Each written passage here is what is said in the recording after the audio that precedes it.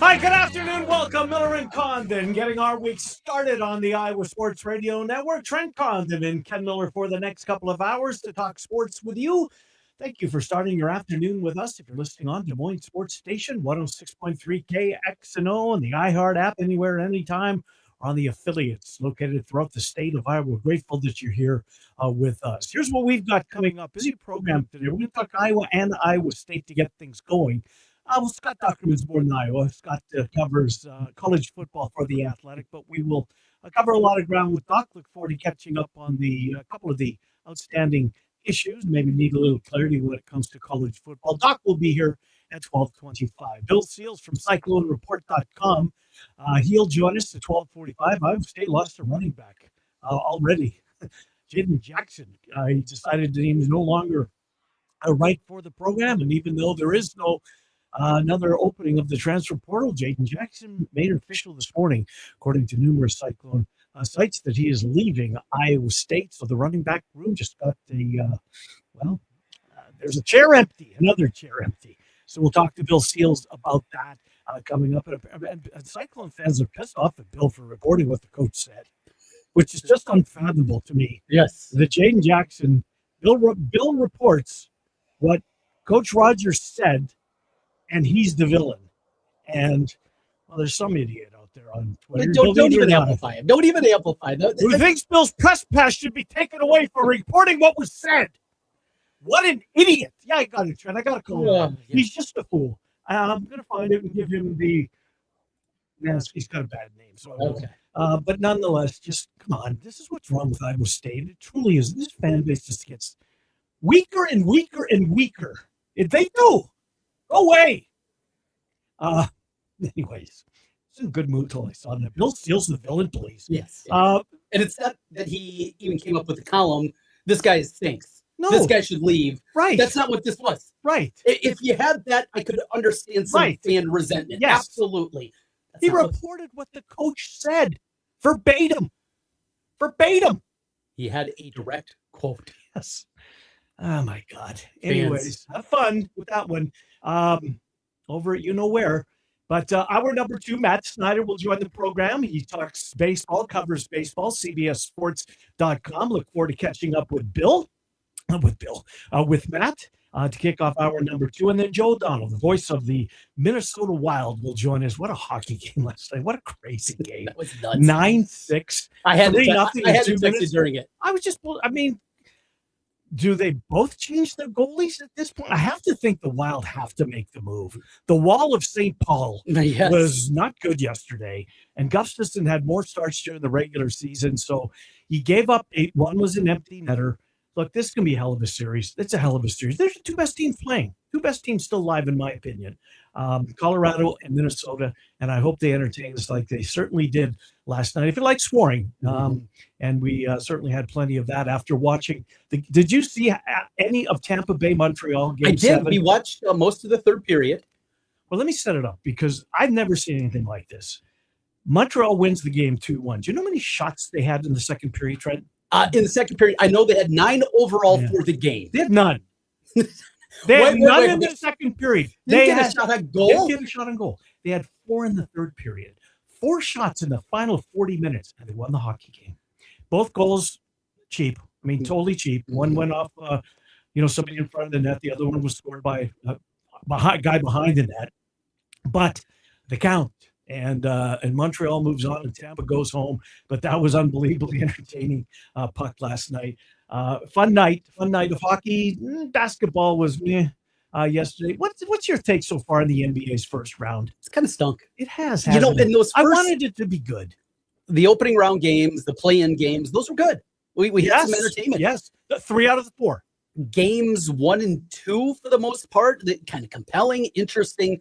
There was a whole lot there. And then after that, it has just been blowout after blowout. The entertainment level has dissipated in a big-time way. It's kind of head-scratching, right? How suddenly it can just be like, we got 2 game 7s. And I'll be honest, yesterday, I watched a lot of the Boston-Philly game on Saturday night, but that was it. Yeah, I just wasn't into it. I'd rather watch golf. Cam Young was running away with it. Did you bet him?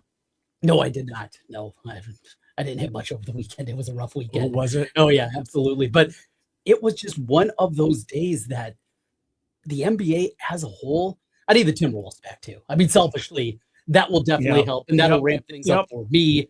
And working his way back. So he's now questionable. He was doubtful, but he's been upgraded to questionable. What does that mean? Well, and I think they had to upgrade him because he was going through practice. And I think there was something, the way that I was reading it is the way that he was practicing. I don't know if that means going 5-on-5 or whatever it is during practice.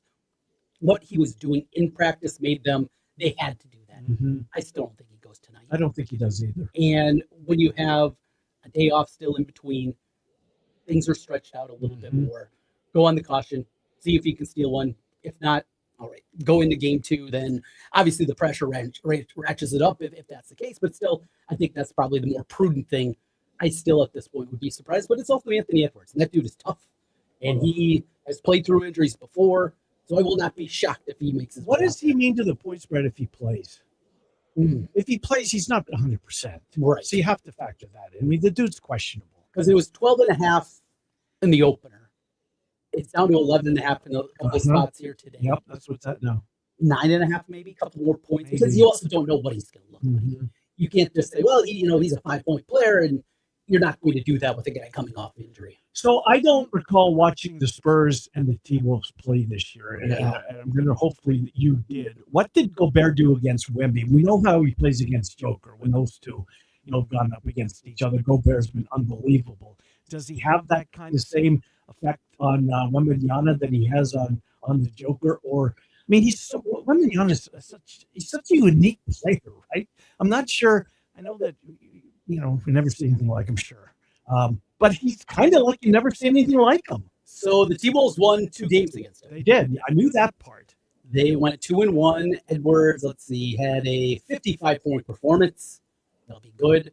Wembanyama was not there for the November 30th game. That was the first game of the season between the two. So don't have the box scores that I can click on quickly. Well, maybe I can here. Yeah, I want to know what Gobert was able to do to Wembanyama. Was he able to limit him at all like he did to the Joker? There's this website, StatMuse, that I go from time to time. It's something that I use to look up like teams against left-handers. I use it a lot for baseball and things like that. But there are times you get absolutely lost in this thing. So let's see if I can pop anything up. Do they got the actual box score for the game? There we go. Spurs. All right. So this was the first game when there was no Wemby. All right. So that's not going to do us any good. Game 2, 104-103. The T-Wolves pulled that one out. In that one, Wembanyama had 29 points on 8 of 18 shooting. 3-9 from 3. How many minutes did Gobert play? Gobert in that one over on the Timberwolves side, he played 29 minutes, 14 rebounds. Now they were minus 14 when he was on the floor, just 1 of 4 from the floor, but it's about his defense. And you can't get a whole lot from a box score in that one. Then the final meeting between the two teams, Spurs went up by 3, 126-123. Wemby in that one, he was held to just 39. Limited him to 39. 39, 9, and 3 for Wemby in that matchup. And let's see, Gobert. But Gobert did not play in that game. Very fishy. The plot thickens a little bit. Dun, dun, dun. So maybe those props that I'm guessing you'll get to later on in the program, 10 minutes or so before 2 o'clock, maybe you'll have something in there from that. Well, he's going to play tonight. I doubt, like you say, that Ant's going to play in the basketball game. By the way, if you're a Cubs fan, or if you want to bet this Reds Cubs game tonight before the first pitch, it's been moved up a half hour. 6:10 is first pitch at Wrigley Field tonight. And the Reds are starting a kid that they just called up, apparently. Are they? Yeah, he was one of their top prospects in their organization. Well, they got a ton of them. Yeah, well, when you're that bad. Chase Petty. Oh, yeah, I remember that name. Do you really? Yeah, I just remember maybe as a draft pick or just seeing him on a list or something like that. But yeah, do I know anything more else than his name? No. But I remember seeing that name at some point. Maybe a guy that they anticipated was going to get called up. Speaking of the Reds, Saturday, the 7 consecutive walks. Did you see this? I didn't see that. I was busy Saturday. I'll get to that in a second. Oh, yes, you were. Yeah. So they get swept by the Pirates. For the middle game, they lose 17-7. They had Lauder, who's been really good, another one of their young arms that they're really excited about. He's been outstanding. He was dreadful. He finishes with just 4 walks, but then a reliever comes in. He walks another 3 after that. And of course, all those runs get charged to Louder. He finished with 8 earned runs allowed in that one. I can't remember ever seeing 7 consecutive. No, walks. Now, I see it plenty of times at softball, Tennessee. Right. Yeah. Right. Well, you can see that from time to time. Yeah. Not in Major League Baseball, where you have that component. And another note from over the weekend that I caught in baseball, ABS strikes again. There was another guy that just got middle. Really? Taps the head. And got embarrassed. Yep, like and everybody in the ballpark and watching at home knows how bad he was. The Jets is the one that we saw. Yeah. That one, like I mentioned, he was kind of crouched crouching down. Yeah. And you could see it. This guy just looked, boom, right down the middle. Tapped his head. Woo. Yeah. Bad luck. Swinging. I still love the ABS. I do too. It's improved the game tremendously, and it's it kind of adds to the fan experience. Okay, 2 more baseball stories I want to get to. First of all, John Sterling, voice of the Yankees. Yeah. The Yankees win. That's the good dude I'm talking about. Mm-hmm. He passed away today, I think 86 or 87. One of the most well-known radio broadcasters. He did the Yankees.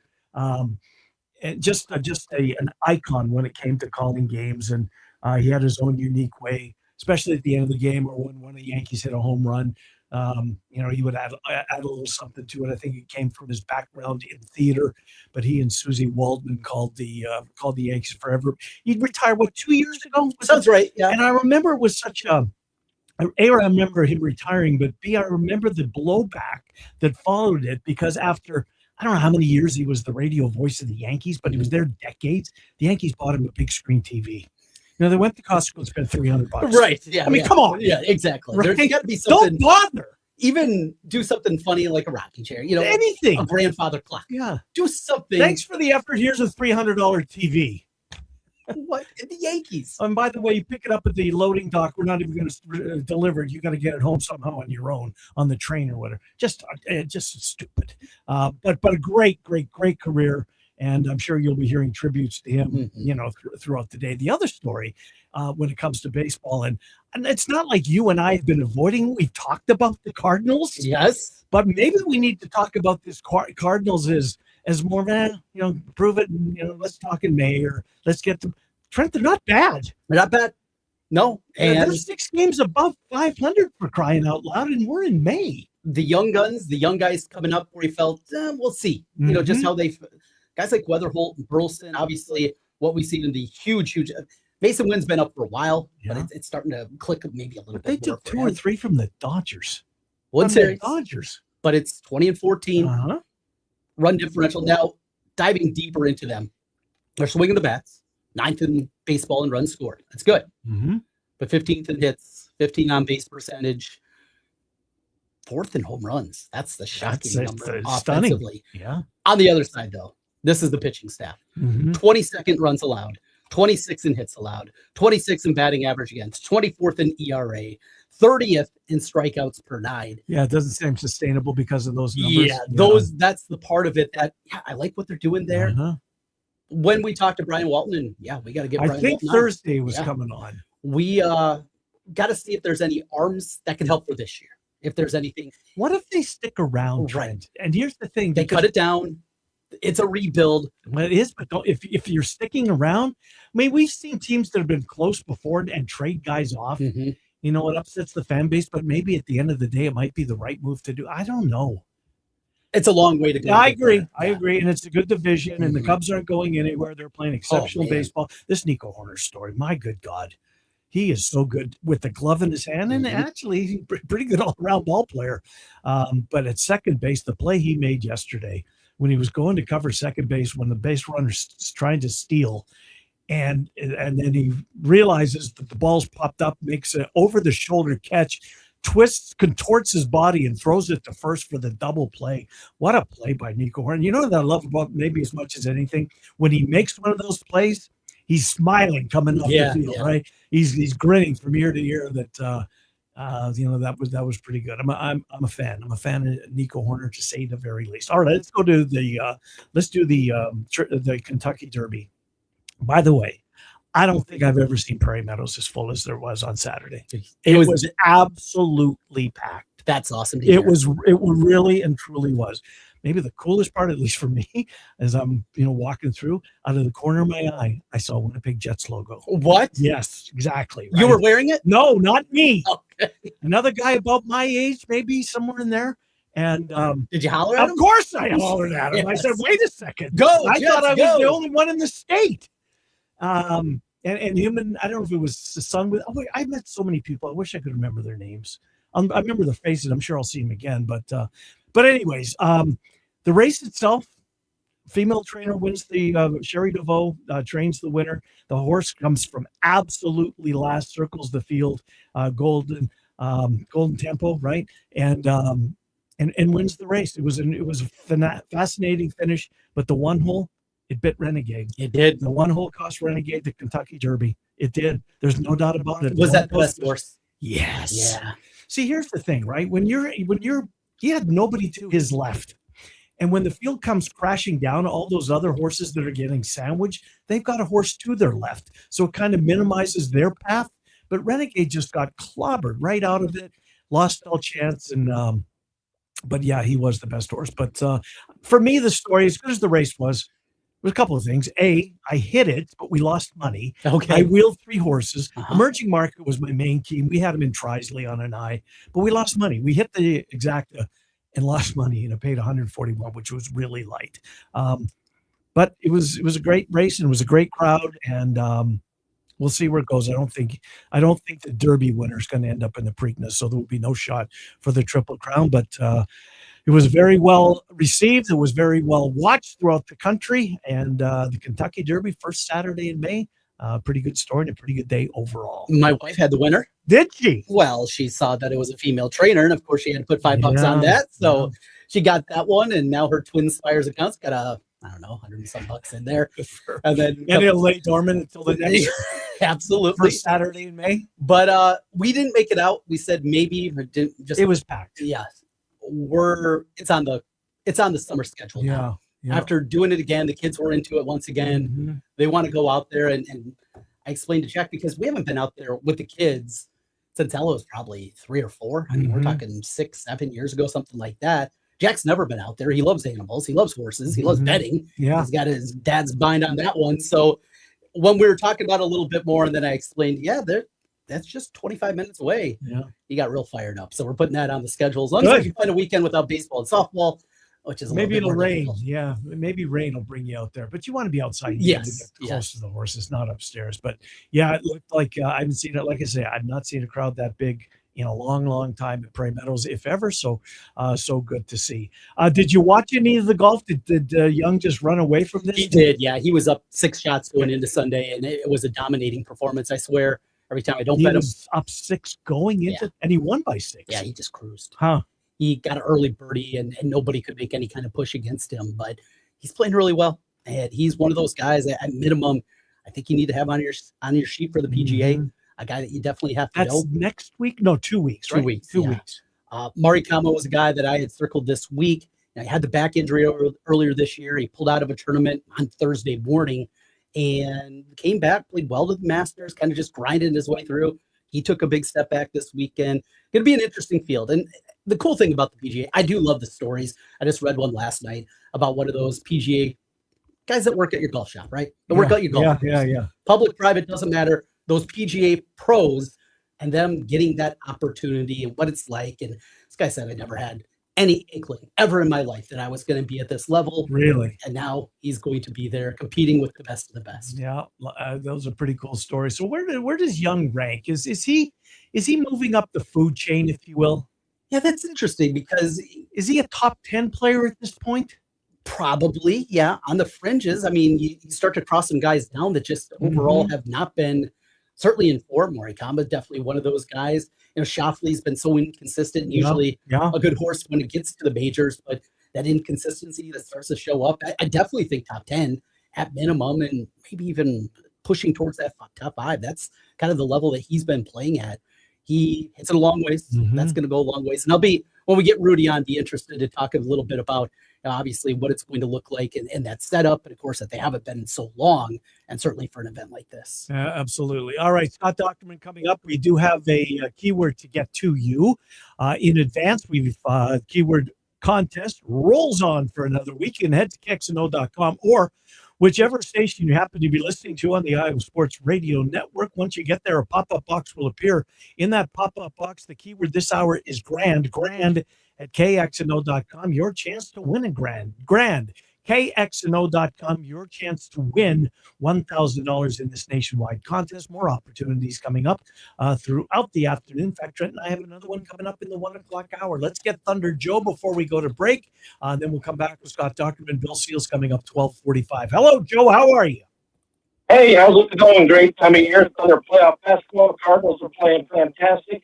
And what you didn't bring up about Cam Young, Trent, is that the dude literally called a penalty stroke on himself and still parred the hole. Did he really? He's playing. Yes. What happened? Did the ball move or something? He drew his claw back and the ball rolled forward.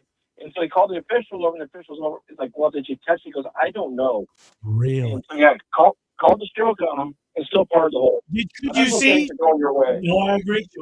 Was there a replay that showed the ball moving, and was he close to it? Do you think he actually touched the ball?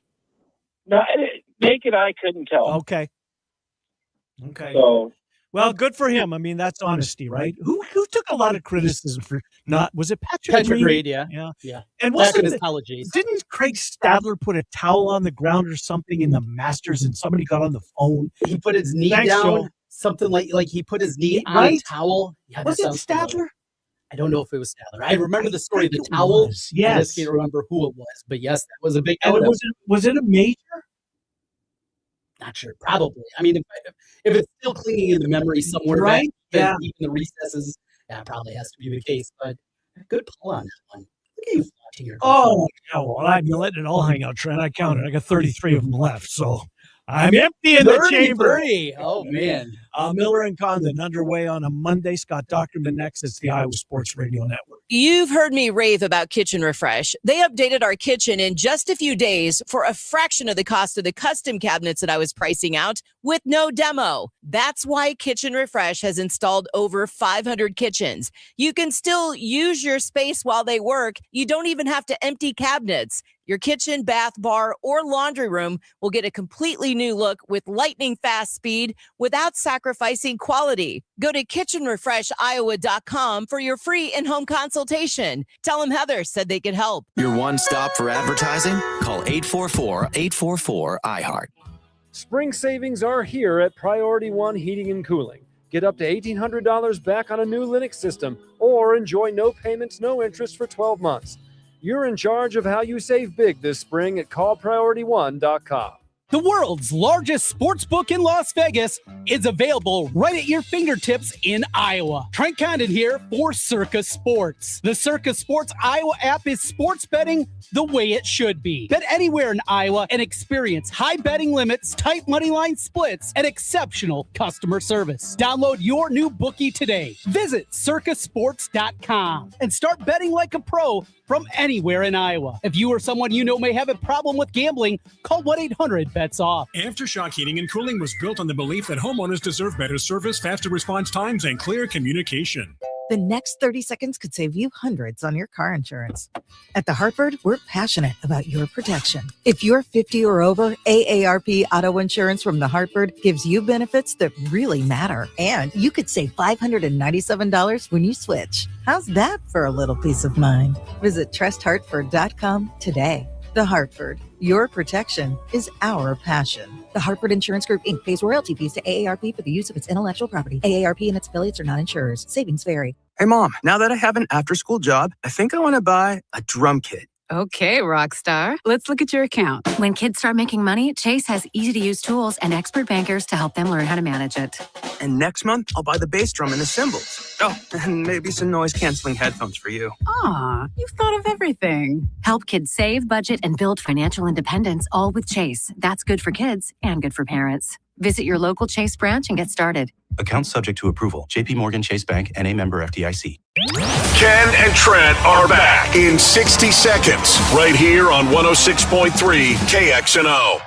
A win is a win. A win is a win. I don't care what y'all say. Yep, that's me, Clifford Taylor IV. And on my new podcast, The Clifford Show, I'm bringing you raw, unfiltered conversations with your favorite athletes, creators, and media personalities. Each week, we'll talk about sports, life, mental health, purpose, and even music. The Clifford Show is not just a conversation, it's a celebration. Search The Clifford Show on iHeartRadio, America's #1 podcast network, and the Webby Podcast Company of the Year. Now here's your chance to win $1,000. Just enter this nationwide keyword on our website. Grand. That's grand. Enter it now.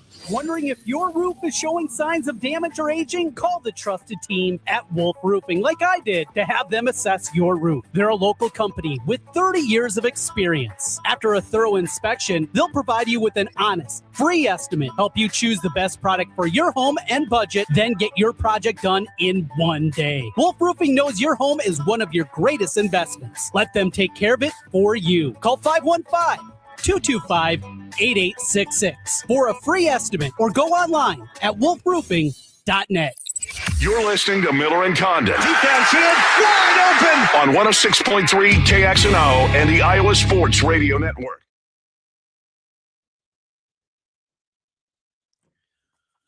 Hi, Miller and Condon. Welcome back. Coming up on 12:30. Again, the keyword, if you missed it this hour, it was grand, KXNO.com. Just one more thing. Craig Stadler did put his knee on a towel. Yes. It was the 1987 San Diego Open. So not a major by any means. A caller just called in and said the ground was wet. He did it to save his pants. Oh, absolutely. And apparently that helped his stance. The walrus. A walrus indeed. Cheating walrus. Trying to get an edge. Here's Scott Dochterman. He joins the program. Dr. Ken, good to have you on this Monday. Scott, of course, writes for The Athletic. Doc, I guess we have to start with the cash windfall that the Big Ten just received this past weekend.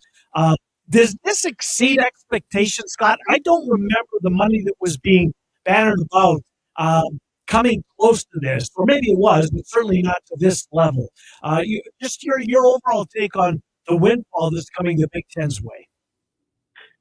It was really similar to what I expected or what I had heard kind of going into this season. It's just when you see the numbers, they kind of jump out at you, And the fact is, I mean, the Big Ten made, $1.47 billion last fiscal year, and 1.37 of it went to its coffers, and it went to its 18 members, and in different ways. I think that the interesting facts to me are more than just the actual dispersal number, is that this was the first time where it was uneven based on college football playoff revenues, and that's why Ohio State was at 91 million and Penn State was at 88 million, and that's why Oregon had more than Washington, because they did put teams that not only went to the CFP but advanced to the CFP made more money that way, which was a departure from pretty much even split across the board.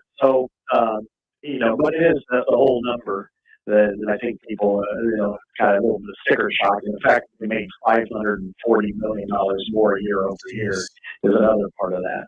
Absolutely ridiculous. Here on the local level, when you're going through and digging through the numbers, anything interesting jump out to you about the Hawkeyes and the athletic department over there? No, I mean, it's just a number. I mean, they were $78 million.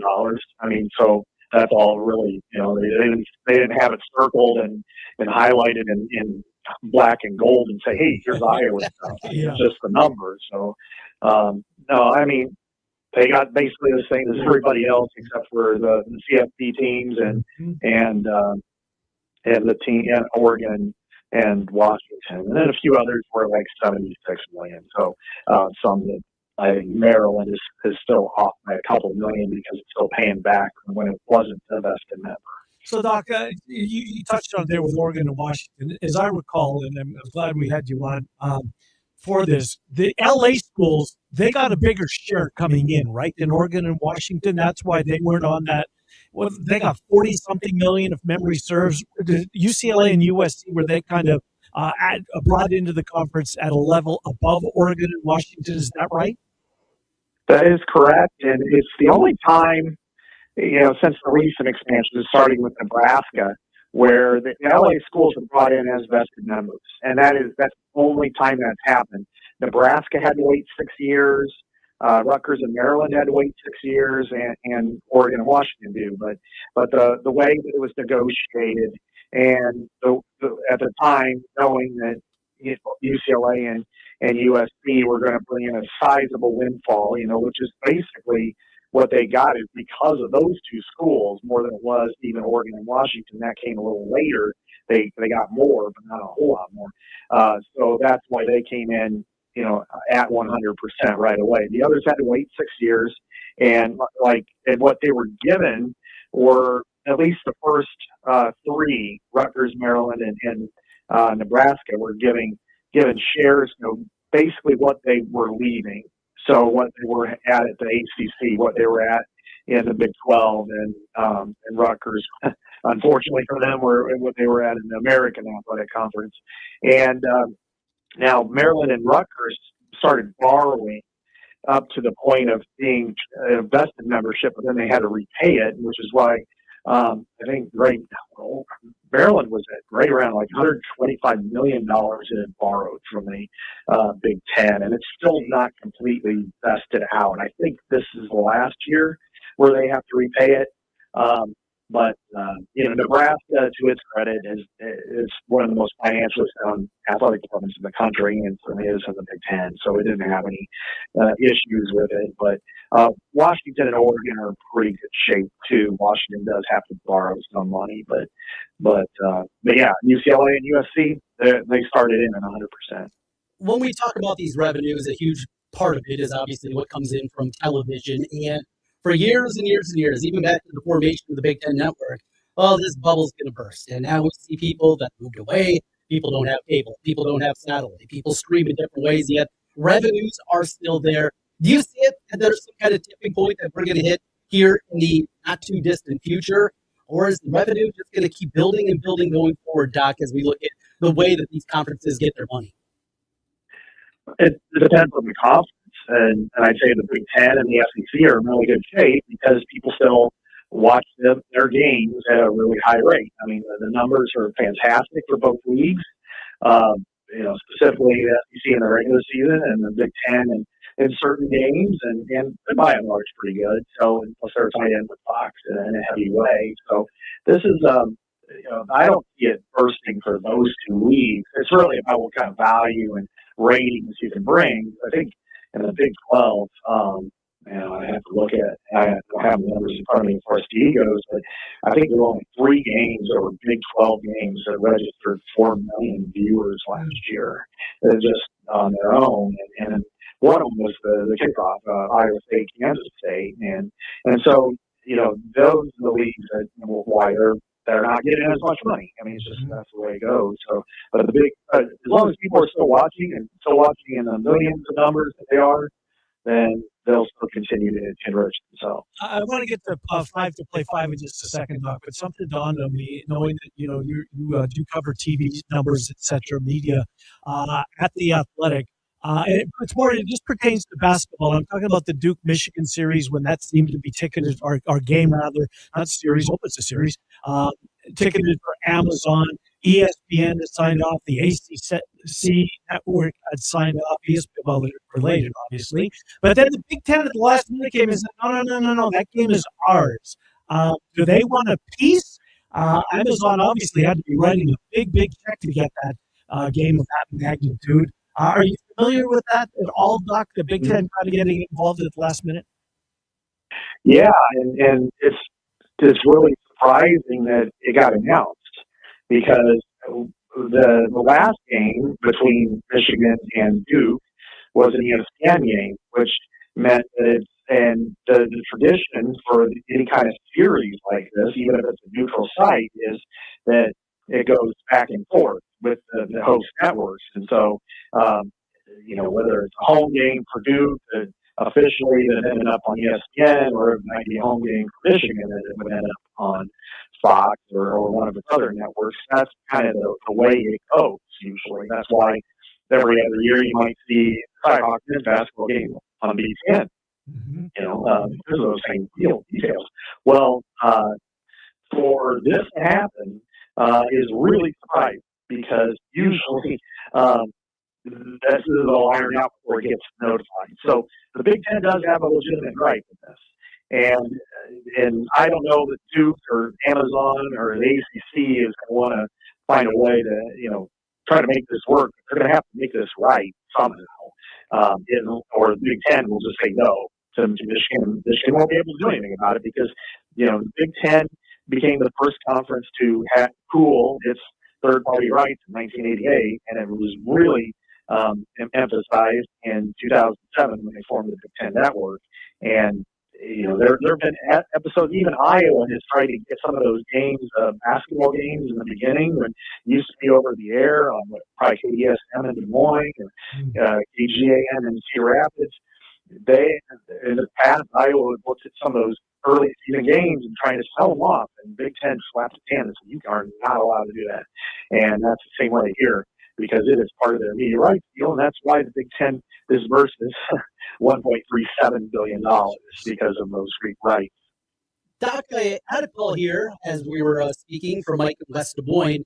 He was wondering about that loan that was handed out right after COVID to the athletic department from the university. And it's something that's lingering. I see a lot of comments, feels like, from Story County about that loan and wondering when that money is going to be repaid. But you see these kind of revenues that continue to increase. I know the cost of doing business is certainly increasing, but any insight, any idea of when that $50 million loan is going to be paid back from the athletic department back to the university? It has been. I mean, it's been repaid every year. It's a 15-year loan. I reported this in the beginning. And they pay it back $3.5 million per year. It's part of its expenditure sheet. It shows it. So it's not like it's never been repaid and it's going to get forgiven or anything like that. It's just, it's something that, ever since the COVID year, so they're year 5, I think, or something like that. So it's not anything they're hiding from. I mean, I guess I can do a better job of putting it all out there, but it's not a big deal, really. I guess, I know Iowa State is seeking more revenue or income from the university itself, and I know, but that's kind of a separate deal. Iowa's not getting anything else beyond like received during the COVID year. Doc, 5 for 5 seemingly has some momentum behind it, eligibility-wise, when it comes to college athletes. Maybe one transfer, and then after that, it reverts back to, you can transfer, but you got to sit out a year. Your thoughts on what's being presented, and does this have any traction? I do think it will happen. I think there's some real momentum to this. I wonder if, the leadership or the NCAA Division I Council meets later next, or I guess it is May now, this month, a couple weeks, and I would expect it to have most of it finalized, but I could also see them stalling it long enough to where it's not implemented until maybe the fall or announced in the fall, because as we know, what's going to happen is if they announce that it's going to happen, there's going to be lawsuit city. And if you do that, because now if you're, take any basketball player out, let's say Tavion Banks from Iowa, probably not going to be in the NBA this year. But you get an opportunity to come back, you're going to make some decent money. Probably more money than what either across in Europe, certainly in the G League. So my anticipation is that they probably push it off as long as they can, and so they're not going to have to deal with any kind of loss. And I would think Lipsy too, right? Like not just him, but his situation. The COVID guy's got an extra year. He got 4 to play 4, right? And now going forward, you'll get 5 to play 5. So maybe the guys that got 4 to play 4 they have an argument. You're absolutely right, and this is something that it would cause such a ripple effect. It's really hard to calculate. It's not just basketball, but football. If there's anybody lingering around going, hey, I can do this, because if you want to talk about one group of athletes that got totally screwed by everything, it was that class of 21, because at the front line, they lost. A lot of them didn't get scholarship opportunities because everybody started to come back.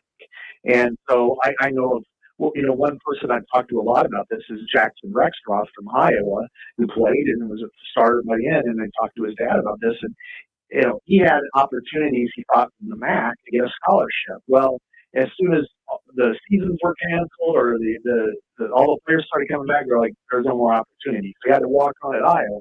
Well, then every year, everybody started using an extra year. And so in his case, and Carson Shire's case, and, James Harrell's case too, then you had Jay Higgins come back. You had Nick Jackson come back for an extra year. And so you only get 1 year. And now, all the way down to the end, it's like everybody outside of this is going to get an extra year. It's like this one ghost class really got ruined by it all. So that needs to be taken into account, but it should have been taken into account, a while ago. Because I think this was a year where everybody just kind of got stuck. They didn't get they didn't get the extra year, and then all those other people took up their valuable playing time while they were in school. Amazing. Doc, good stuff. What are you reporting on? What are you writing this week at The Athletic?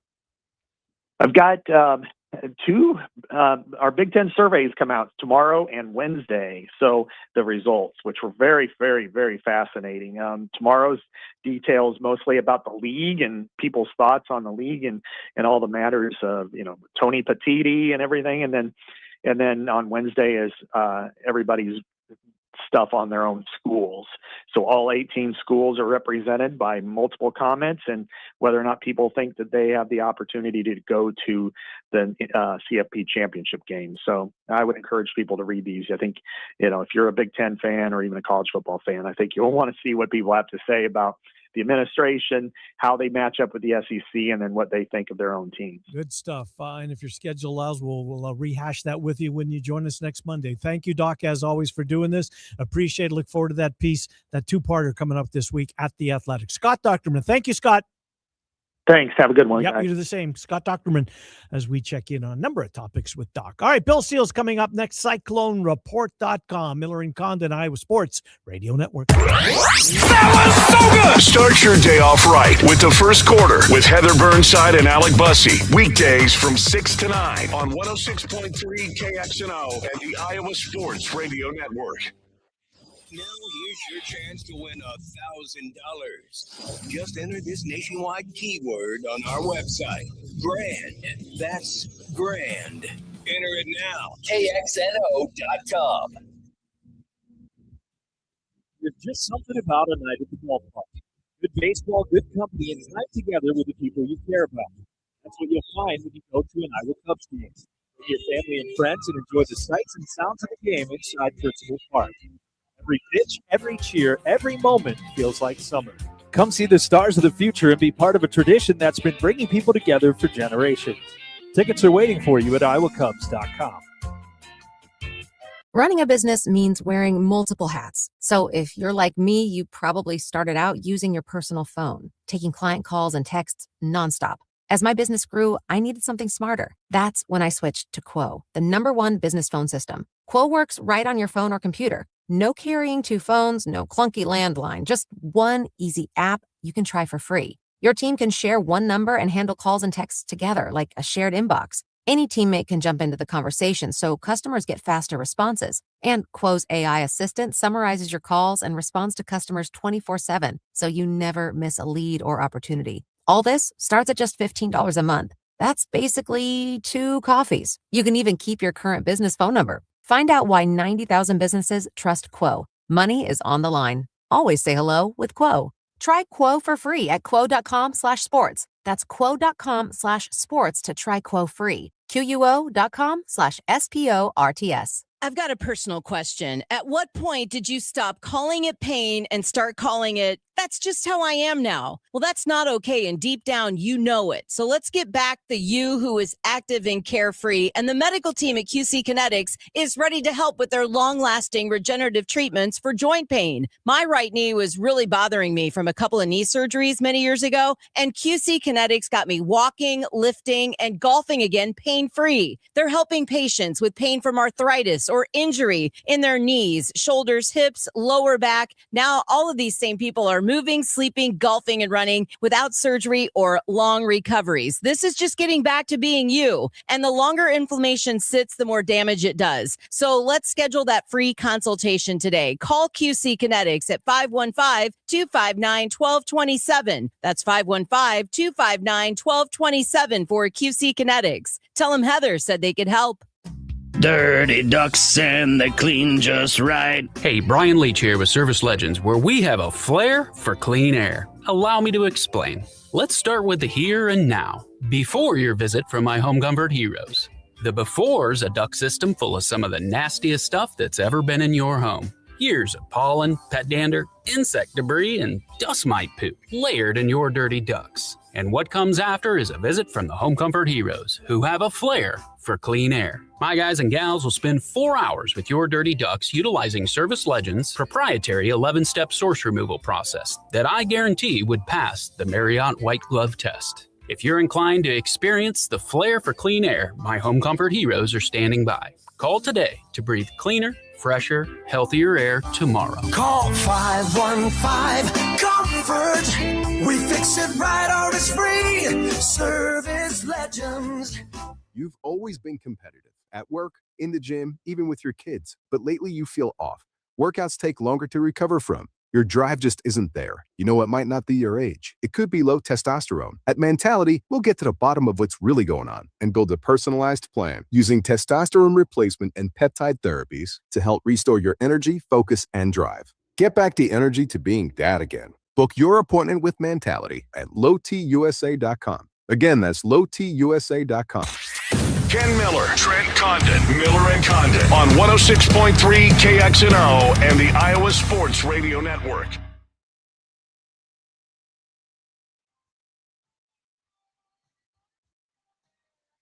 Hi, Miller and Condon. Welcome back. Iowa Sports Radio Network. Trent and Ken with you until 2 o'clock. Bill Seals, CycloneReport.com.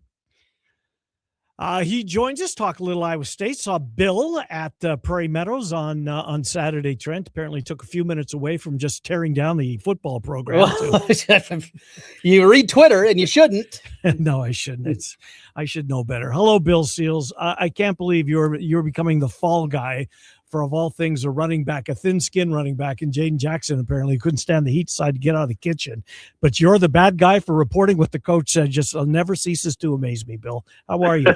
Well, I've been better. I've got broad shoulders, but yeah, it's been something.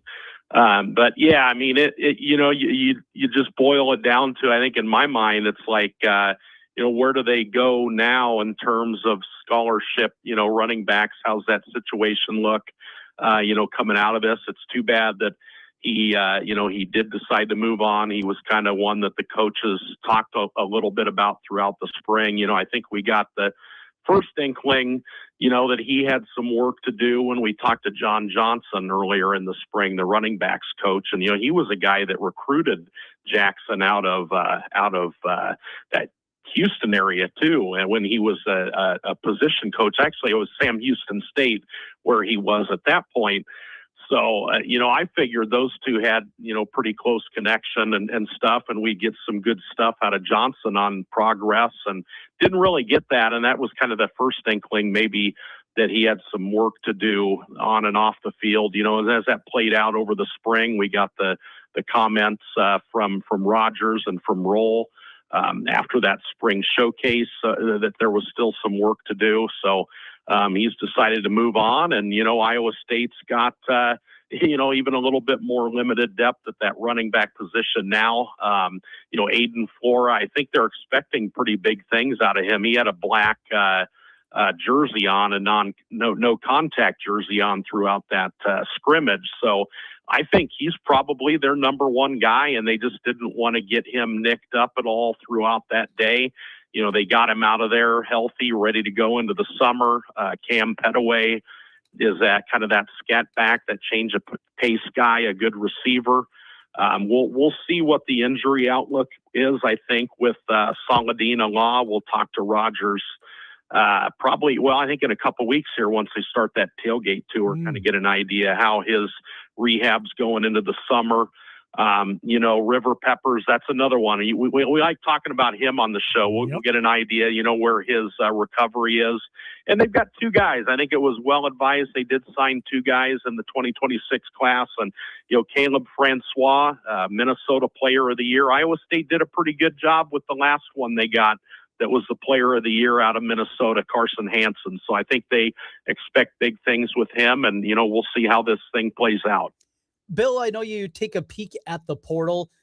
And correct me if I'm wrong, I think I heard this over the weekend, that it is closed for D1 players, FBS players, but D2 guys can enter the portal, D3 guys can enter the portal. I mean, there's got to be a minimum, some sniffing around there, not just a running back, but just in general, for all the coaches to say, hey, maybe this guy can help out a roster. Do you know the rule behind that? And if Iowa State is still at least shopping around inside the portal?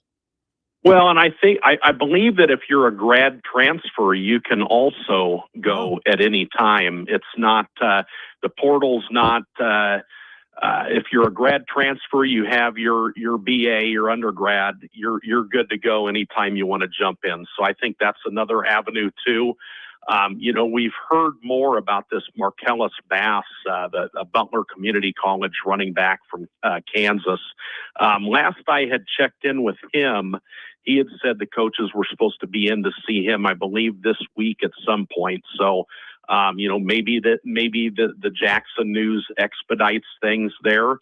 Again, the grad transfer route, I don't know of anybody in particular that would be a grad transfer, but that's another avenue that they could go to as well. Switching to basketball, Donovan Davis, is he going to be a Cyclone? I put in a prediction for him to land at Iowa State. But I think we've talked about him in the past, guys, and I've thought he was going to be a Cyclone for over a year now. I think I've just had that feeling. It's played out. I thought, maybe with J.R. Blunt moving on, they might have a little more work to do to kind of close things out. But I think they're still in great shape. Alan Hansen, not surprisingly, I talked to Donovan last week after the Iowa State visit. He's one, not surprisingly, he was in contact with when he was a high schooler. And when Hansen was at Bradley, he was recruiting Davis a little bit. So there is a connection there. He's a Wisconsin guy. And even Buckley, Tim Buckley, he's someone that's been involved in his recruitment too. Iowa State sent a contingent of 4 coaches up to see Donovan at his high school recently. So he is a big time focus of their efforts, and I think they get the job done on Wednesday. Over to recruiting, over to football, and a local guy. Always love the local ties with Joe Vineyard, who called a few of his games over at Hawkeyes Northwest. A tight end prospect coming in with the new coaching staff there. It was so crazy because all these guys that came in for this year's team felt like they're all over the country. Reestablishing those local connections, certainly important for any coaching staff anywhere. And it looks like Rogers has done a good job of that getting Vineyard. Yeah. Well, how about the city of Waukee being tight? What do you want to call it? Tight end U in college. They sent Evan Jacobson to A&M. So how about that? Now the Waukee Northwest kid is going to get a chance at the Power 4 level. And I think I like what I see in him. He, I think he's shown that he's going to be a great blocker. Well, in Tyler Roll's offense, you got to be a guy in there that's going to stick your nose in and block somebody. But also his receiving numbers, very, very good as well. He caught 40 passes, 464 yards, 3 touchdowns. Granted, Waukee Northwest, he has a gift of having a good quarterback to throw him the ball too. So, but I think he's demonstrated he can give the Cyclones a lot, in addition to not just being, like a tight end that's a plotter that is just out there to block. I think he can catch the ball too. Bill, we're out of time, my friend. Thanks for doing this. We will track you down next week on Monday. Thank you, Bill Seals. Appreciate you coming on. Looking forward to it. Yep. Good to see you, by the way, on Saturday. Absolutely.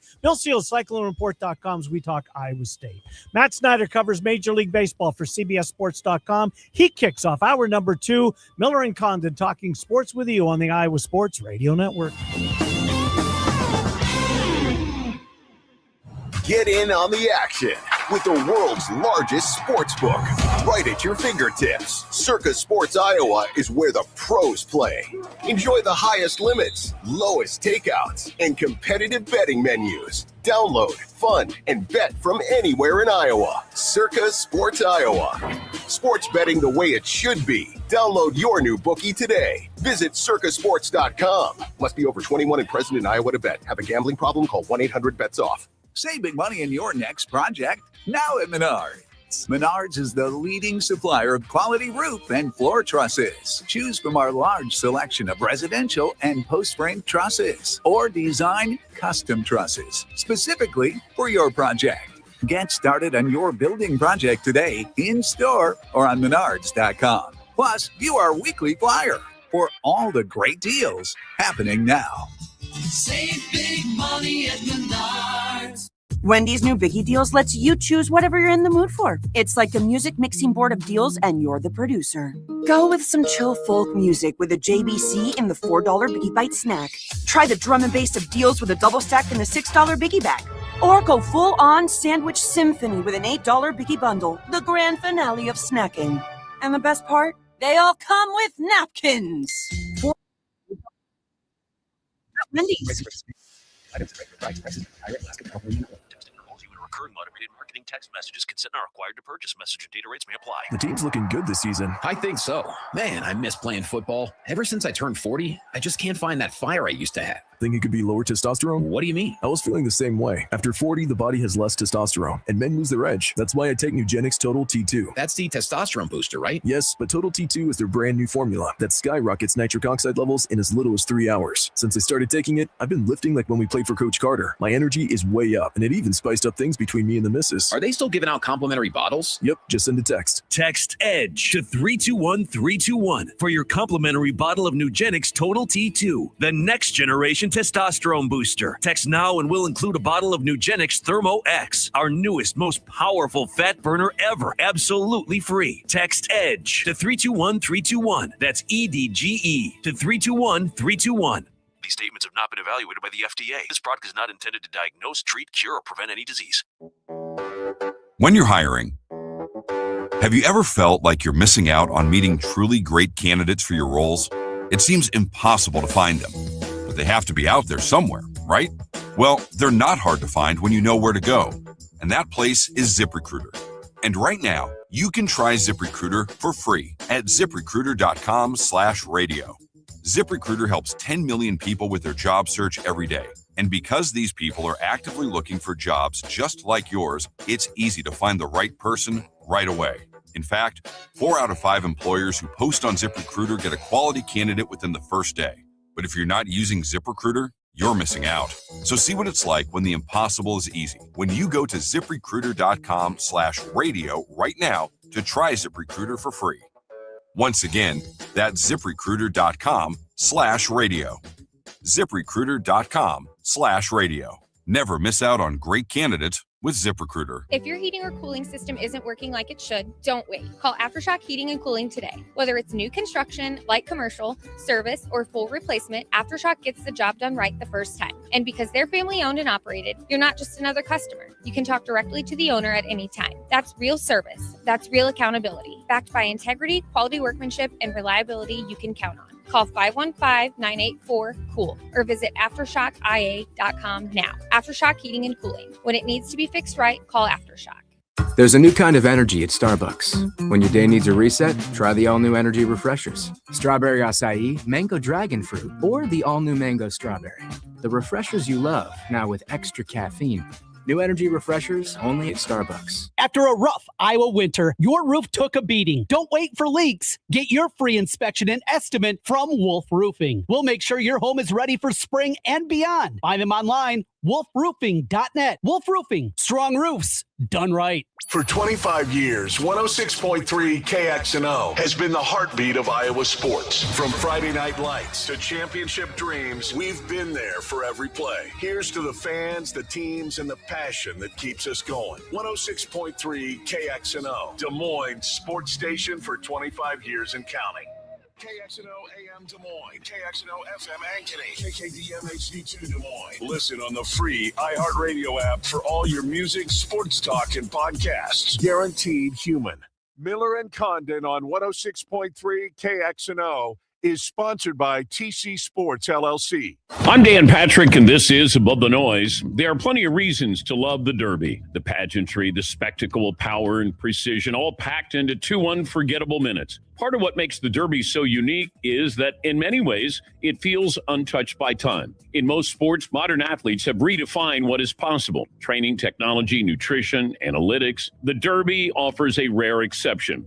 Golden Tempo's winning time was just over 2 minutes, 2:02 to be exact. Impressive, but Secretariat's legendary run in 1973 was just under 2 minutes. The gap is more than 2.5 seconds. Now, that might not sound like a lot, but translated to the track, that's over 15 lengths. More than 5 decades later, the sport still has not produced any horse capable of matching Big Red's brilliance. That is part of what keeps the Derby legend alive. In an age where history is constantly being rewritten, not at the Derby. At least, not yet. I'm Dan Patrick, and this is Above the Noise.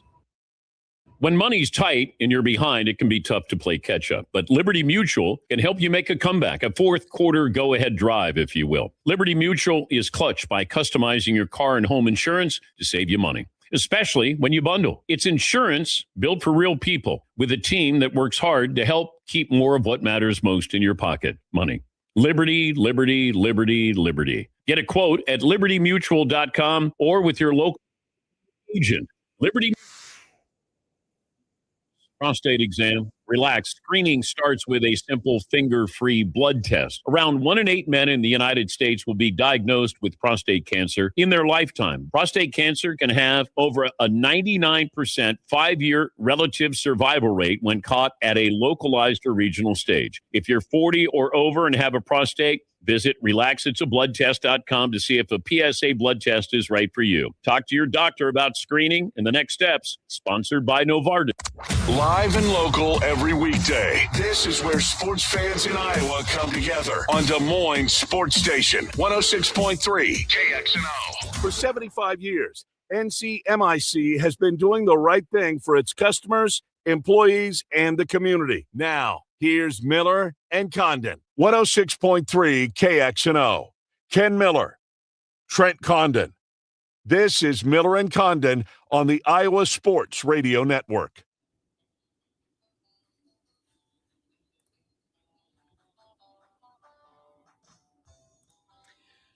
Miller and Condon, welcome back. It's hour number 2, Iowa Sports Radio Network. Still to come, Matt Snyder momentarily covers baseball for CBSSports.com. Joe O'Donnell is the radio voice of the Minnesota Wild. He will join us while down 1-0 in the best-of-7 series against the Colorado Avalanche. Let's talk some baseball. It just popped up on my Twitter feed. Has nothing to do with the conversation, but I just got to bring this up with you, Matt Snyder. Good to talk to you. Do you remember Javi Baez at the game against the Pirates where he was yeah. We ground out the when he went third. backward. Yes. He goes running home, and the guy was on third. He breaks for home, and the guy was trying to chase Javi down. Throws the ball to the catcher. Javi has time to call him safe and then run to first base. And then still made it to first. Yes. Yeah. And then actually ultimately made it to second as there was an overthrow. But anyways, that play makes me laugh. A lot of ground to cover with you. That was one where, just really fast, I wanted to say, that was one where Javi always doing Javi type things. Yeah. Got him the nickname El Mago. Yep. That got in the heads of defenders, and that's why the dude didn't even think to just step on first base. Because, like, wait, what? Javi's going to screw me up here, and then he did. It was like a self-fulfilling prophecy. It really was, but just having the wherewithal to actually, mimic the umpire, call the play at the plate safe, and then realize there's no big art in first base. I'm going to take off. That was awesome. I want to get to the Cardinals in a second because they're one of the stories that's got my attention. But I want to start with John Sterling, the legendary voice of the New York Yankees, radio voice, passed away today. What an unbelievable career. Whether you're a Yankees fan or not, you heard his calls. If you're a baseball fan, they popped up over the years, especially now with the social media era. They still live on. John Sterling, what a craftsman he was on the radio calling Yankee games. I always, and the one thing I really, really enjoyed the most, which he was great, obviously. I don't really listen to games on the radio as much. I'm more of a visual person, so I like to see it. But like you said, you always heard his calls because he was so famous and got really well known. But the thing I really, really liked was the personalized home run calls for every single guy. Like Bernie Williams was Burn Baby Burn. Yeah. A-Rod, remember an A-bomb from A-Rod. Mark Teixeira was like a text message from Teixeira or something like that. Like it was, and anytime they acquired like a new big name, it was always like, oh man, what's Sterling's home run call for him going to be? Yep. Like I remember Giancarlo Stanton, everybody wondering what it would be. So yeah, to have the kind of legacy that he built for himself is something that everyone should strive for. Are those characters of the game in the broadcast booth, are they gone? Even guys that have fun personalities, Keith Hernandez and that great booth with the Mets. It feels like everybody's been polished up a whole lot more, that we're never going to have another person like a John Sterling, like a Harry Carey. Is that a bygone era that is never coming back? That's a good question. Maybe. Yeah, you still think you get a lot of good color guys, but you're right. A lot of the play-by-play is by the book. John Miller, maybe in San Francisco. To be clear, I still think there are so many good ones. Yeah. In terms of a TV booth, like the Padres, Orsillo is amazing, and he still has a great personality along with Mudcat Grant. That's such a good booth. The Giants have a really good one too. But yeah, like even when you think about, for example, who's great, Pat Hughes is amazing on the radio. But you're right, it's not a Harry Carey type larger than life personality with Hughes. He's just a straight play-by-play guy who's outstanding at it. Yeah, no doubt about it. Bygone era when baseball and the radio used to move the needle like it did. I want to go to the Cardinals with you. Obviously, offensively, this team has certainly opened up some eyes. Pitching, as Trent pointed out earlier in the show, that might be the downfall of this team. I heard an interview, I think it was Rosenthal and McGreevy on Saturday night in the dugout after he'd come out of the game. He put a little personality. I'm not going to watch this because I was impressed by that. But what about this Cardinals team? It was a rebuild. This team wasn't going to – they didn't want to call it that because they still needed people to show up at Busch Stadium and support this team. They're exceeding expectations. Where do you think ultimately this goes? Is it sustainable in your mind? I still just think that the pitching is just not even remotely going to stay quality over the course of the season, and they're going to end up in last place. But to this point, they're proving me wrong, and the offense is so good. Part of that is Jordan Walker becoming the guy that I think 3 years ago the Cardinals thought they had on their hands. He's only 24 years old this year, so it's not like he got older or anything. It took a little bit longer in development than a lot of people thought it might. J.J. Weatherholt having a quality rookie year, but you look at what they're getting from Herrera, from Burleson, top to bottom, it's a really good batting order, and I don't know how much changes there. And it's not like everybody's overachieving because Nolan Gorman still should hit for more average. Victor Scott hasn't done anything at all offensively. He's capable of being better. So I think that they're going to be a lot better than I had them coming into the season.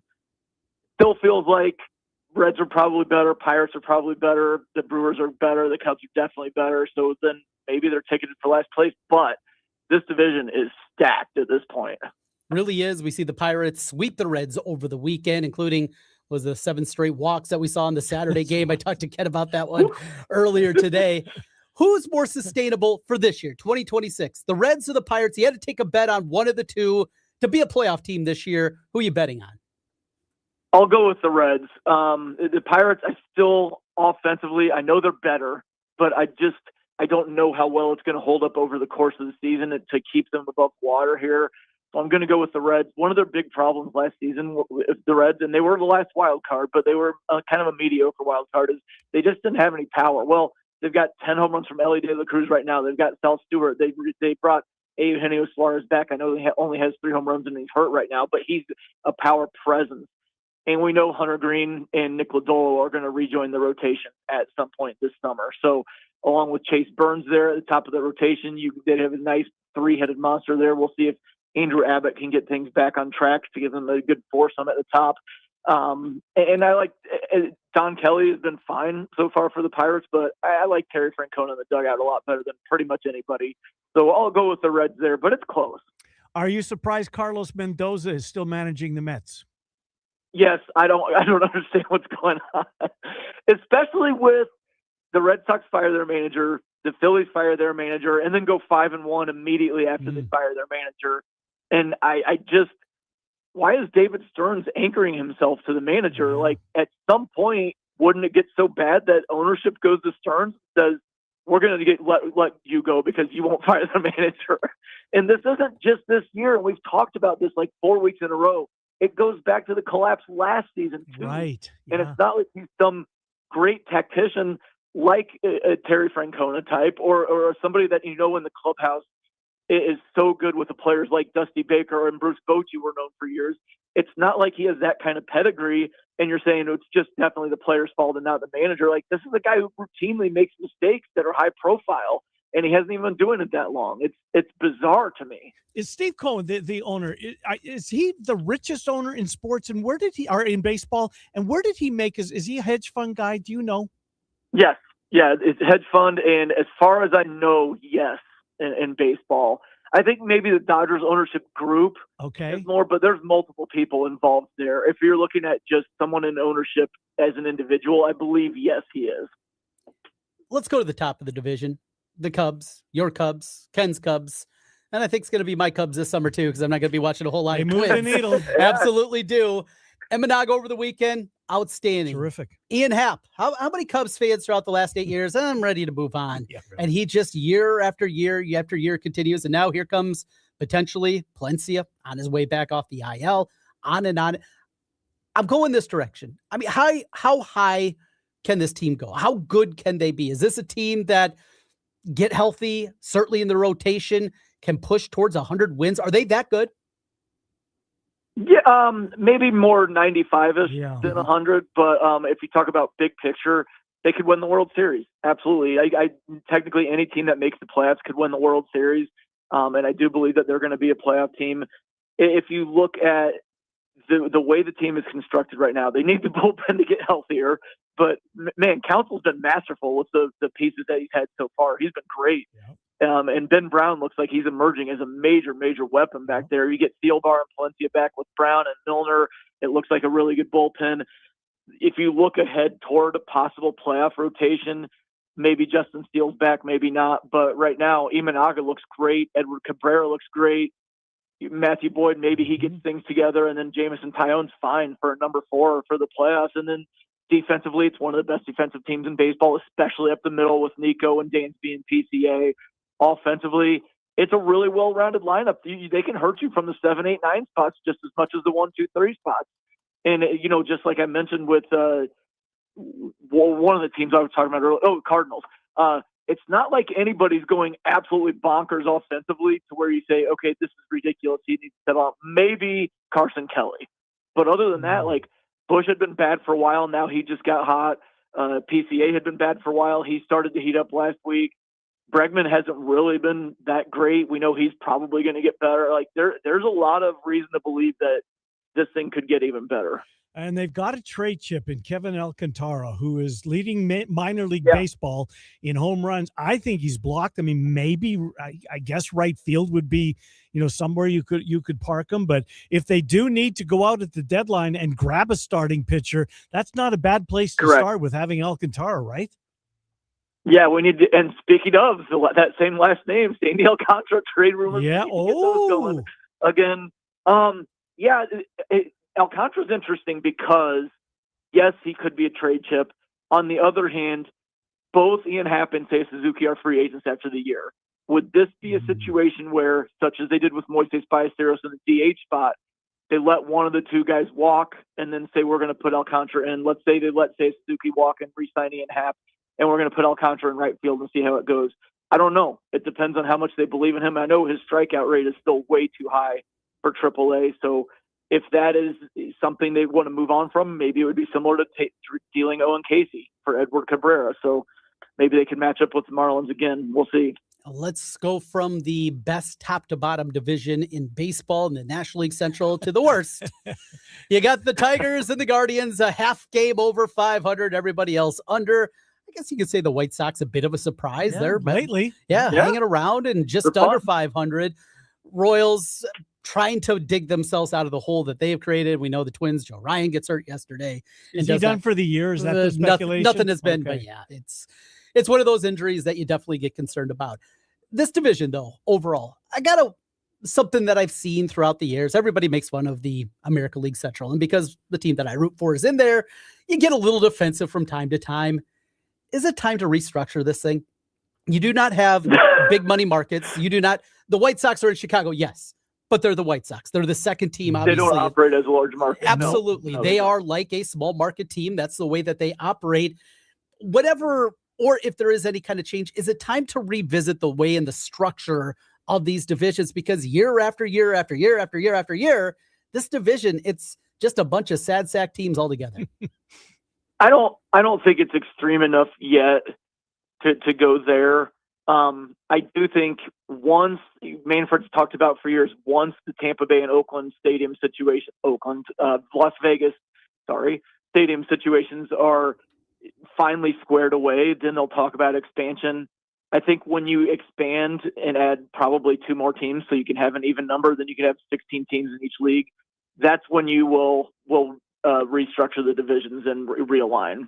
They're not going to have 2 divisions with 6 teams and 4 divisions with 5 teams. They'll realign, and they'll probably make 4 divisions of 4. So I don't think it's extreme enough that we need to do that, knowing that by, let's say, 2035, there will be 32 teams and there will be 8 divisions of 4. So we can cross that bridge when it's time to realign the entire thing. And yeah, I mean, like, the Guardians have been a really good franchise for a while. The Tigers should be the large market team in that division. The White Sox could be operated as a large market team. We've seen the Royals win the World Series as recently as 2015.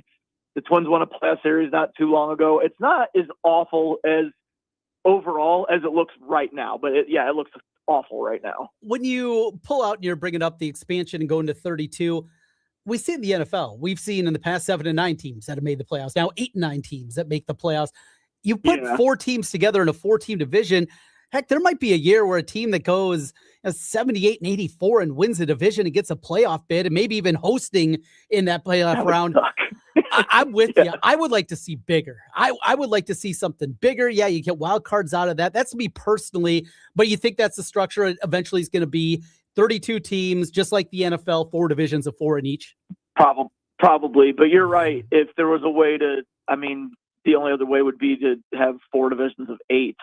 If you're at 32, and that just seems like a gigantic division nowadays. But a division title would actually mean something again. Mm-hmm. Yeah, and it would mean a lot. And you're right. Then you could pick the wild card, and you'd be pretty much guaranteed to not have a really, really bad team winning a division. Where are they going? Who's getting those teams? Who's going to go to the? Where are they going to come from? Charlotte, and I feel like Charlotte feels like a strong contender there. I believe it's like half Braves country, kind of Cardinals might seep a little bit over there, but I think there's enough of an opening there that Charlotte could work. I know that Portland has been working on teams for years, and that would be cool to have somebody else even remotely close to Seattle, because Seattle's all the way up there alone in the Pacific Northwest. Portland would feel pretty cool. I'm sure Oakland and Montreal would like to throw their hats back in the ring. Montreal wants one bad. I kind of feel like when you failed recently enough, you probably don't deserve another go. We'll see. It'll be San Antonio, I feel like, is one of the biggest cities that doesn't have another major pro sports team after the Spurs, but I don't know what their appetite would be for baseball there. So those are a few of the big ones that come to mind. I know Nashville gets brought up all the time, but that's pretty hardcore Cardinals country, I believe. Yeah, Memphis Redbirds are there. I think about, for example, like I'm in Indianapolis, in the Indianapolis area, and while I would love a team here, so many people are diehard Cubs fans. I just don't know how an expansion team would work here. So I feel like maybe Nashville has a similar issue. Salt Lake City, we've seen obviously the money that's been implemented. They just got an NHL team to go along with the Jazz. Here's what a little bit off the wall. I remember reading something a while back. Austin, Texas. obviously the university is there, but it is a huge and growing city that does not have any kind of professional sports at the highest level. Maybe that could be one. I think an hour and a half away, from a couple of big cities. Also, a lot of different directions. It feels like the Rangers fan base is mostly in the DFW area. It feels like the Astros fan base is mostly Houston and Corpus Christi. I wonder that would be a very interesting one. You get a nice little like three-way in-state rivalry going there. Yeah, that could be cool. Good stuff. What else is going on? Is there a pending MLB story you're working on this week for CBSSports.com? No, not necessarily. I've got my eyes on a few smaller things, obviously, but nothing really big is brewing. I will say though, Ken, we didn't even talk about your Blue Jays. I don't want to. Starting to kind of win some series. Yeah. They're lying in the weeds here, but yeah, the Yankees have just got the jump on that division, seemingly, right? Yeah, 7 games. But hey, last year the Jays were under 500. That's true, and they ended up in Game 7 of the World Series. So keep the faith, man. No, I hear you. They're starting to get some production. The third baseman, what's it? Okamoto? Yeah, he's at bombs. Too bad he can't play the Twins every day. That would help. Yeah, that'd help everybody. Hey, speaking of the Yankees, I saw Volpe got sent down. I understand, and we fought for this. He was on a rehab. He was on a rehab assignment, and they didn't even bring him up. They just optioned him straight to AAA. Wow. So, he was on a rehab assignment from injury, and his rehab assignment expired, so they had to bring him up. But instead of bringing him up, they optioned him. Matt, they're Yankee prospects. They're overrated almost every single time.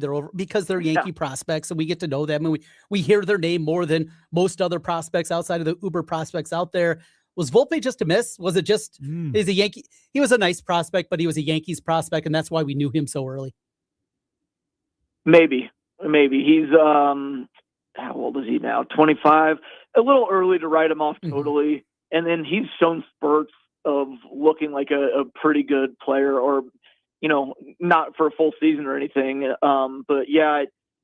It doesn't seem very good right now. There's still time. Maybe he'll work things out. I mean, he'll get another shot this season. He'll come up at some point. But the way that things are going for them right now, they're getting stuff from Caballero. They're getting stuff from Rosario. They're getting enough production from those guys. I think they were like, hey, you know what? We're not going to try to jam Volpe in here right now. McMahon's already enough of a black hole at third base. You don't need another offensive hole. And they're going well right now. They're easily the best team in the American League and one of the top 4 teams in baseball right now. So not messing with it. Well, since we've begun our conversation, Turk Skubal has been scratched for tonight's start. So that's something that bears watching for the Tigers is their ace. There's the only thing I wondered about is there's bad weather. And we've already seen how much Skubal and his agent are being sticklers, like with the WBC, how he didn't want to go to. Is he saying if the weather's too bad, I'm not risking injury or something like that with free agency pending? I wondered about that. Hopefully he's not hurt. Good stuff. Talk to you next week, Matt Snyder. Love this conversation with you. CBSSports.com. Thank you, Matt. Take care. Good to talk to you, Matt Snyder. We talk baseball every Monday at 1:00 with our national guy, Matt Snyder, CBSSports.com. You said, is it crazy for the Cubs to win 100 games? And the first instinct was, it's probably a little high. The more I look at it, I mean, they're 10 games over 500 today. And had an awful stretch. Had a terrible start. Bullpen wasn't good. Everybody's hurt in pitching staff.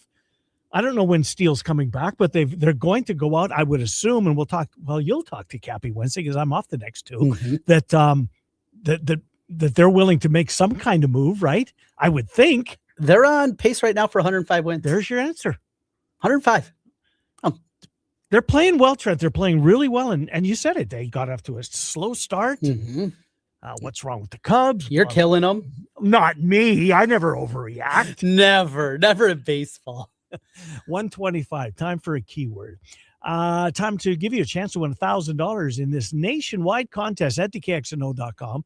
The keyword this hour is deposit. Deposit at KXNO.com. Your chance to win $1,000. Deposit at KXNO.com. Joe O'Donnell, the voice of the Minnesota Wild. He is scheduled to join us on the other side. In fact, I just got a text. He's good to go. Joe O'Donnell, Wild down 1-0 to the Avs. That's next. Miller and Condon, Iowa Sports Radio Network. Get off the bench and into the game with Sean Roberts and Lucas Strain. Tune in weekdays from 2 to 5 p.m. on 106.3 KXNO and the Iowa Sports Radio Network. This June, the Legends of Golf return to Des Moines. The 2026 Principal Charity Classic at Wakanda Club, June 10th through 14th, where legends of the game compete and every swing helps support Iowa youth. Bring the whole family. Tickets start at just $25 and kids 15 and under get in free. Get your tickets now at principalcharityclassic.com. The Principal Charity Classic, because out here, it's more than golf. You in a recurring automated marketing text messages. Consent not required to purchase. Message and data rates may apply. The team's looking good this season. I think so. Man, I miss playing football. Ever since I turned 40, I just can't find that fire I used to have. Think it could be lower testosterone? What do you mean? I was feeling the same way. After 40, the body has less testosterone, and men lose their edge. That's why I take Nugenix Total T2. That's the testosterone booster, right? Yes, but Total T2 is their brand new formula that skyrockets nitric oxide levels in as little as 3 hours. Since I started taking it, I've been lifting like when we played for Coach Carter. My energy is way up, and it even spiced up things between me and the missus. Are they still giving out complimentary bottles? Yep, just send a text. Text EDGE to 321-321 for your complimentary bottle of Nugenix Total T2, the next generation testosterone booster. Text now and we'll include a bottle of Nugenix Thermo X, our newest, most powerful fat burner ever, absolutely free. Text EDGE to 321-321. That's EDGE to 321-321. These statements have not been evaluated by the FDA. This product is not intended to diagnose, treat, cure, or prevent any disease. When I order something from Amazon, I make sure my dog is inside and secure when my package is on its way. I can even update my delivery instructions in the Amazon app, letting drivers know about my dog before they arrive. Safe pets, safe communities. Secure your pets to help keep delivery safe. The world's largest sports book in Las Vegas is available right at your fingertips in Iowa. Trent Condon here for Circa Sports. The Circa Sports Iowa app is sports betting the way it should be. Bet anywhere in Iowa and experience high betting limits, tight money line splits, and exceptional customer service. Download your new bookie today. Visit circasports.com and start betting like a pro from anywhere in Iowa. If you or someone you know may have a problem with gambling, call 1-800-BETS-OFF. There's a new kind of energy at Starbucks. When your day needs a reset, try the all-new energy refreshers. Strawberry acai, mango dragon fruit, or the all-new mango strawberry. The refreshers you love, now with extra caffeine. New energy refreshers only at Starbucks. With iHeart, everything you hear is guaranteed human. That's why 78% of listeners trust their favorite radio host's product recommendations. If you manage a business or need to drive sales, that trust goes a long way. Visit iHeartAdvertising.com. Again, that's iHeartAdvertising.com. T-Mobile has an exclusive bundle for customers 55 and up. I'm Sarah Bowl. Yeah, I'm Frank Bowl. A reliable network is key for us. And with T-Mobile, it's been wonderful. And going to the 55 plus plan saved us so much money. A lot. And that's important. Trying to keep costs down. The home internet's been perfect. It's fast, it's quick. The setup was so easy, it took less than 15 minutes. It was like, ta-da! If you want simplicity, coverage, reliability, you want the whole package, T-Mobile has it. Right now, T-Mobile customers 55 and up can get 2 phone lines on America's best network, plus America's fastest 5G home internet for just $30 each. $30 per month each line with autopay plus taxes and fees. Minimum age 55. Pricing for home internet rely on 2 lines of essentials. Choice 55. $35 connection charge per line required. Best mobile network and fastest 5G home internet based on analysis by Ookla of Speed Test Intelligence Data 2H 2025. All rights reserved. Class of 2026. It's your year. Celebrate the music that fueled late night crams, hallway hangs, and every unforgettable moment with iHeartRadio's Ultimate Class of 2026 playlist. The soundtrack to your senior year and beyond. But we didn't stop there. Whether you graduated in 95, 05, or just last year, we've got a playlist for your class too. Search Class of and the year you graduated on the free iHeartRadio app and relive your glory days, one song at a time. More with Miller and Condon in 60 seconds, right here on 106.3 KXNO. T-Mobile has an exclusive bundle for customers 55 and up. I'm Sarah Bowl. Yeah, I'm Frank Bowl. A reliable network is key for us. And with T-Mobile, it's been wonderful. And going to the 55 plus plan saved us so much money. A lot. And that's important. Trying to keep costs down. The home internet's been perfect. It's fast, it's quick. The setup was so easy, it took less than 15 minutes. It was like, ta-da! If you want simplicity, coverage, reliability, you want the whole package, T-Mobile has it. Right now, T-Mobile customers 55 and up can get 2 phone lines on America's best network, plus America's fastest 5G home internet for just $30 each. $30 per month each line with autopay plus taxes and fees. Minimum age 55. Pricing for home internet rely on 2 lines of essentials. Choice 55. $35 connection charge per line required. Best mobile network and fastest 5G home internet based on analysis by Ookla of Speed Test Intelligence Data 2H 2025. All rights reserved. Miller and Condon on 106.3 KXNO and the Iowa Sports Radio Network.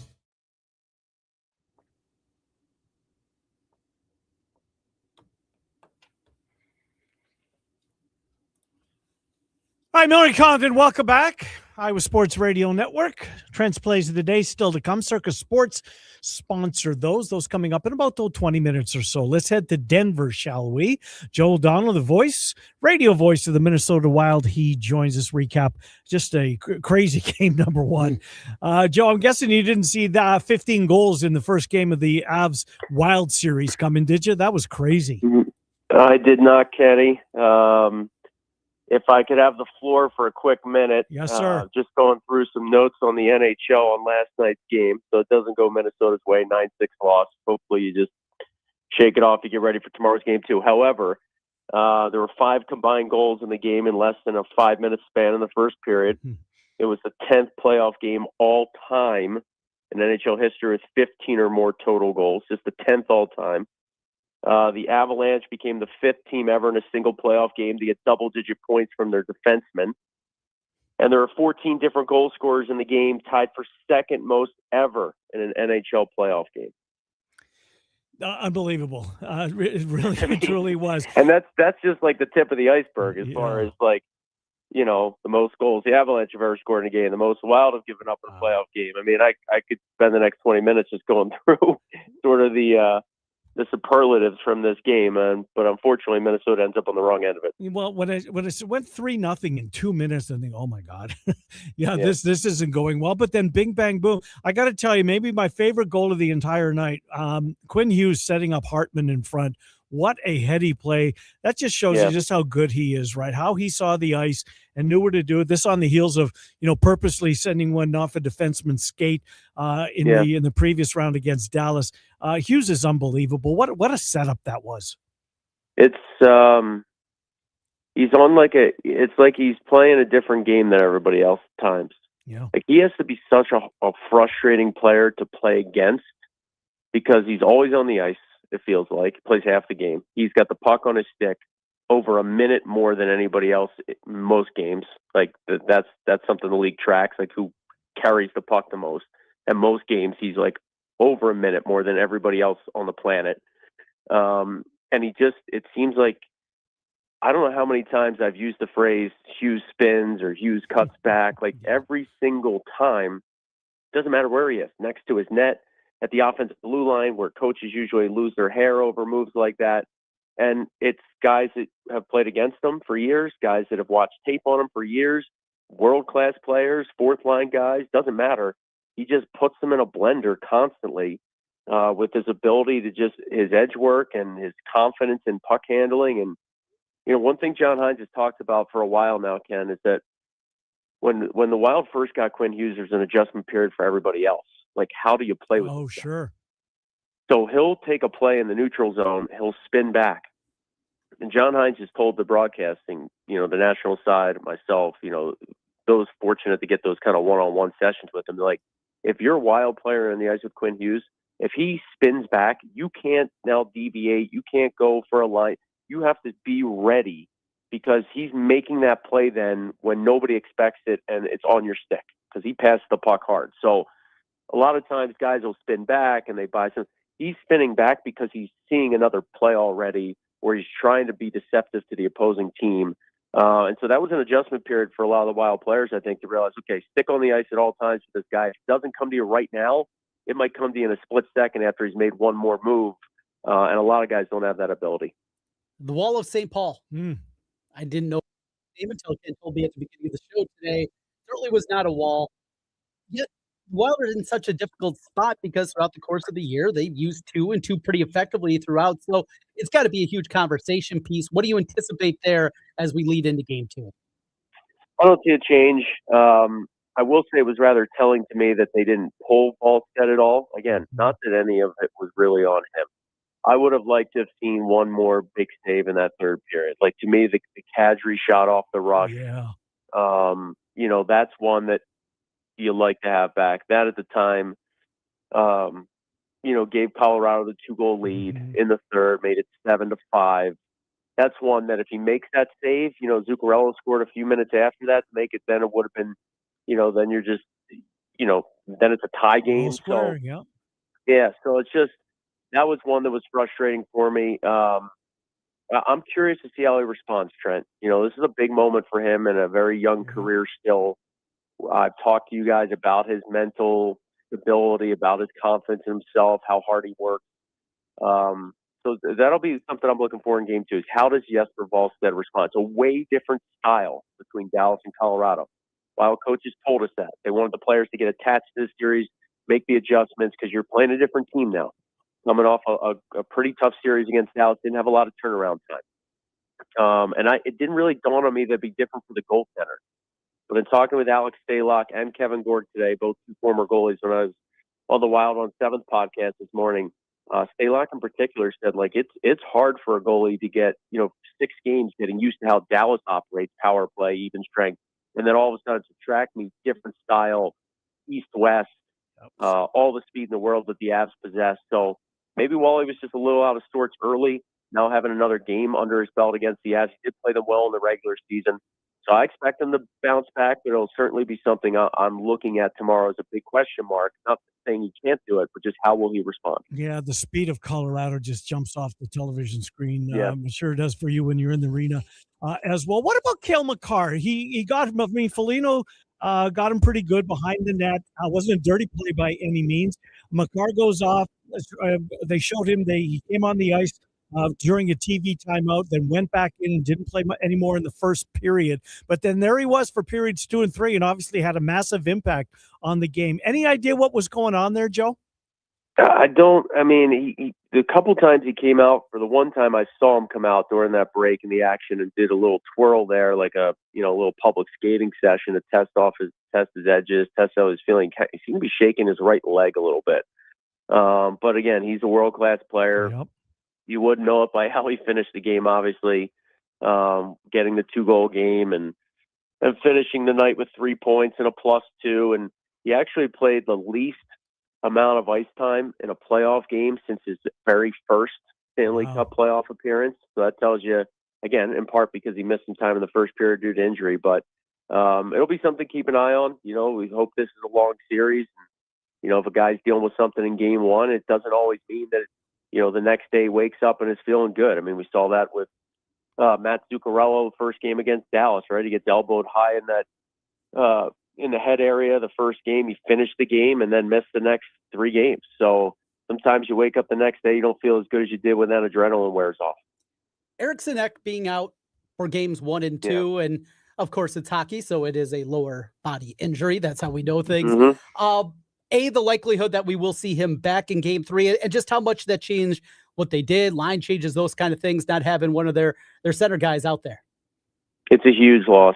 Hard to, verbalize it, to be honest. Like, he just does so many things well for this hockey team. He's a pain in the you-know-what to play against number 1 for the opposition. He's the first guy over the boards in every situation. If it's a goalie pull, either way, you want him on the ice. If it's a penalty kill, he's the first guy over. If it's a power play, he's on your top unit. He's centering your second line, but arguably your most consistent and best line throughout the course of the regular season. Face-off guy, block shots, net front scrums. I mean, literally every part of the game. The Wild now are 1-7 in playoff games without Joel Eriksson Ek in the lineup since he came into the league. Small caveat there, one game they did win against Dallas, where he only played 19 seconds. He refractured his leg. He was coming back like 3 weeks after a broken leg from a game late that season, the regular season, comes back for game 3. Crowd was going crazy. It was at home. Wild went on to win that game. On the first shift of the game, he rebroke it. So, there's a second win really there where they didn't have in the playoffs. But the record is what the record is. Like, they're below 500 by a pretty large margin when he doesn't play. My hope is with the extreme layoff between games 2 and 3. I checked with the NHL. It hasn't happened in a playoff series since the 2020 bubble where there's been 3 days off between games. I don't know why that was, but it works out for the Wild in a huge way, in my opinion. If there's any chance of getting Eriksson Ek back in this series, you need as many games and days as possible. He's a warrior. He'll play through a lot. As I just mentioned a few years back, about 3 weeks after breaking his leg, he was trying to get back out there. So I don't know what the injury is. He went hard into the boards in game 6. He came back and finished the game. I'm guessing the medical staff had a lot to do with that. If you're picking up what I'm putting down, yes, sir. One of those freeze it, whatever you can do, get me back out there. He's that type of guy. So I'm hoping at some point he returns. I haven't got much clarity from the team for obvious reasons. But that break between games 2 and 3, to me, that gives some hope that he could return at some point. Yeah, I can't stand him, and that's a compliment. He's a terrific player, and he just kills you. Was that game that he did come back? Was that against Winnipeg? I seem to recall. Was it against in the playoffs? Yeah. So that was Dallas. So he blocked an Evgeny Malkin shot, like maybe a week left in the regular season in Pittsburgh. Left, I'm pretty sure, in a walking boot, and I don't know, it might have been 17 days later, 20 days. It was about 3 weeks later. He was back for game 3 against Dallas. Wild went on, like I said, to win that game. But he started the game. The crowd was going bananas. Mm-hmm. But first shift, I mean, he just turned. Like, it wasn't a hit. He didn't block another shot. Like, whatever it was good enough for him to get out there. And unfortunately, karma, whatever, just bad luck, rebroke it, fractured it, whatever the term would be. And then obviously the Wild lost that series and his season was over. So the reason for the long delay is the professional hockey league that has the team up there. They've got the building on Friday and Saturday. Is that right? So I know that the game is Saturday for the Wild. Sunday, I believe it's like Disney on Ice is in there. And maybe the Minnesota Frost have a playoff game in there as well. So that would probably make some sense there where Saturday was the only day. But again, after not getting much time, you beat the Stars on Thursday. That's physical. Saturday you're traveling. Sunday you're playing. This Wild team, when they rest and recover like most teams, they feel good. But they get practice time, they seem to always respond to it. And I'm talking like a real practice, not a morning skate where you're out there trying to get the blood going and touch a few pucks. I'm talking about a good practice. And heading into Dallas, they were able to practice specifically things on what the Stars did well, right? Like do some drills that work on your forecheck that you want to implement in the series. Do some things defensively, whatever. They didn't get that opportunity preparing for Colorado. John Hines didn't seem concerned about it, told me that he thought through video, hey, here's how Dallas is different from Colorado. Here are the things you got to pay attention with Colorado. They played them well in the regular season, so it's not like, they hadn't seen this team before. And they played them twice, after the Olympic break, so they had seen the Avs somewhat recently. I just think their attention to detail defensively wasn't there in game 1. I expect it to be cleaned up for game 2. And if Volstead bounces back, I think the Wild proved they can score in this series and show some great resiliency in game 1. I think there's certainly some positives to take from it. Joe, I'm sure you're going to have your eyes glued tonight over with the Vegas Golden Knights in Anaheim. Now, my partner, he's told me, I don't know, a lot of times during the last 8 years that Vegas is cooked this year, and then they make a run. What do you expect that we're going to see in this series? And if the Wild can advance, is there a better matchup between the two for the Wild? Well, they've historically owned the Anaheim Ducks, have the Wild. I think they've won like 22 of the last 23 all-time meetings. Wow. But Anaheim's obviously coming off a pretty good series win over the back-to-back Western Conference champions in Edmonton that I didn't see coming. I don't care how banged up McDavid was. We saw Anaheim, the last Wild game of the regular season. Anaheim had a ton to play for, still trying to win their division. The Wild had literally nothing to play for, and Minnesota won the hockey game with a bunch of, call-ups in the lineup. So I left that game at the end of the Wild's regular season. I think the Ducks had one more to play, saying this Anaheim team, they've got no shot when the lights get turned on here. They bleed chances. They give up too many goals. And boy, did they go into Edmonton and kind of prove me wrong. So I think Vegas will ultimately win the series. I do give a slight edge in net to Anaheim, though. Carter Hart's been kind of iffy with Vegas. Aiden Hill's not even their number one anymore. He's got a Stanley Cup on his resume. So I really like Lukas Dostal in net for the Ducks. If they can find a way to defend hard and get some timely goals, Anaheim can certainly make it a series. But whatever John Tortorella has done to this Vegas Golden Knights team in a very short amount of time, remember they hired him with just a few games left in the regular season. It was shocking at the time. But he's got him playing a good brand of hockey right now. And they had a tough series against Utah. And Utah and Anaheim are very similar teams, in my opinion, from a speed and youth and skill standpoint. And so it'll be interesting to see, I don't think Vegas will have to change much. Just kind of take that Utah game plan that allowed them to get out of that first round with a series win. Same style of play against Anaheim, and I think Vegas will ultimately prevail.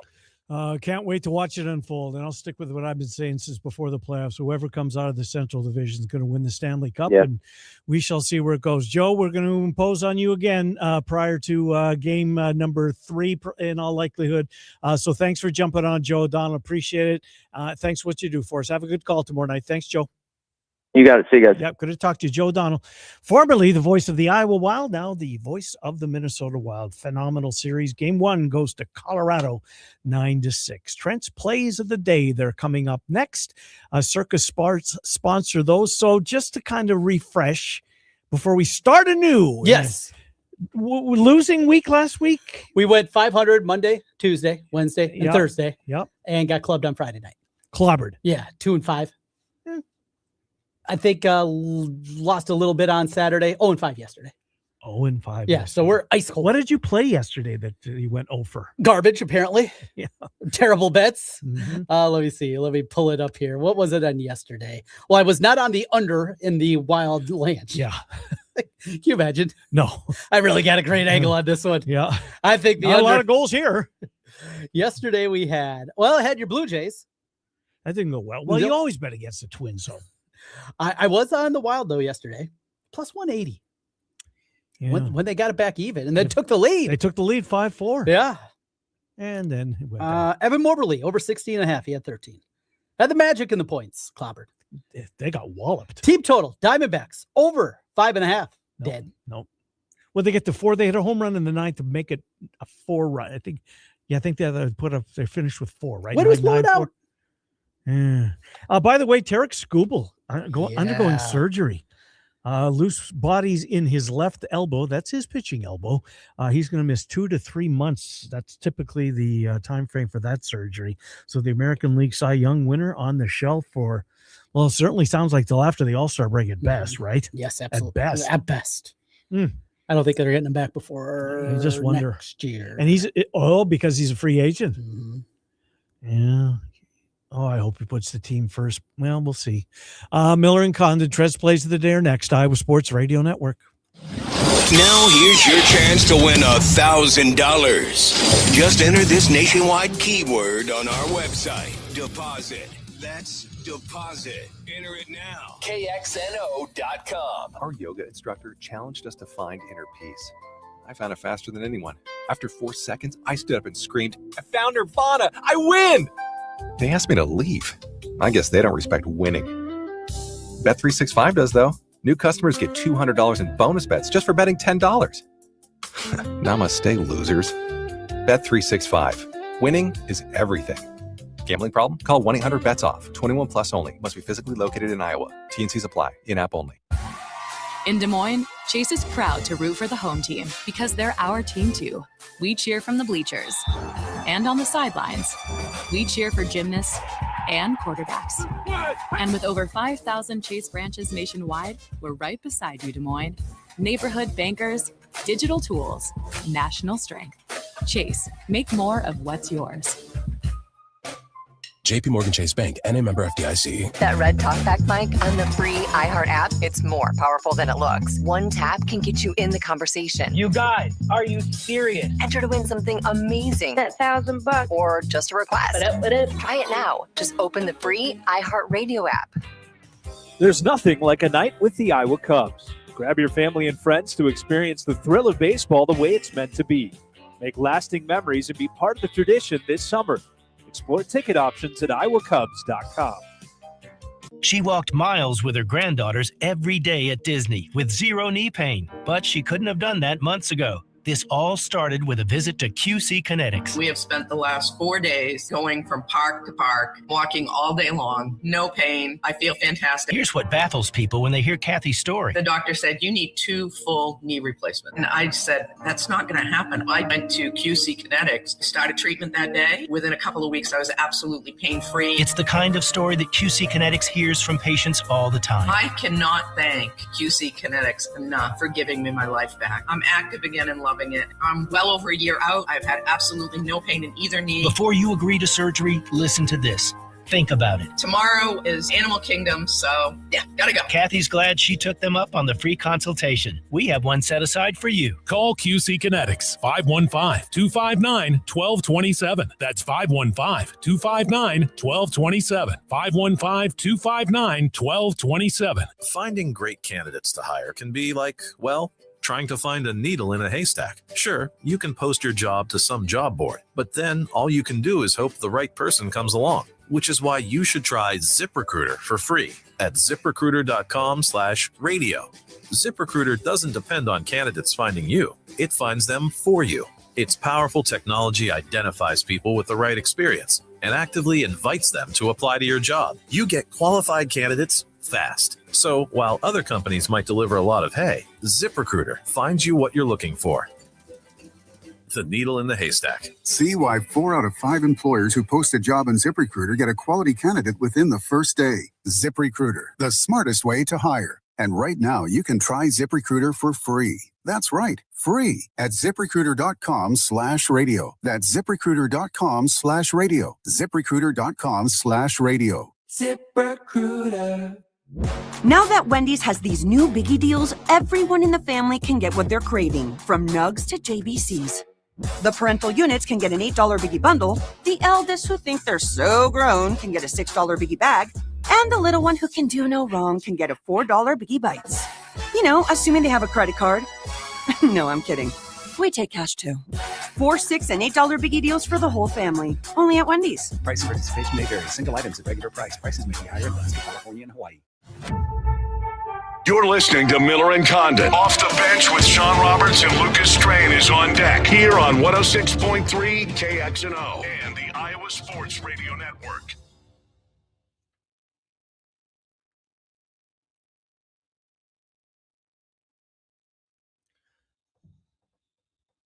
Hi, Miller and Condon. Welcome back. Off the bench coming up top of the hour. They'll take you until 5 o'clock. Overtime, Iowa 5 until 6.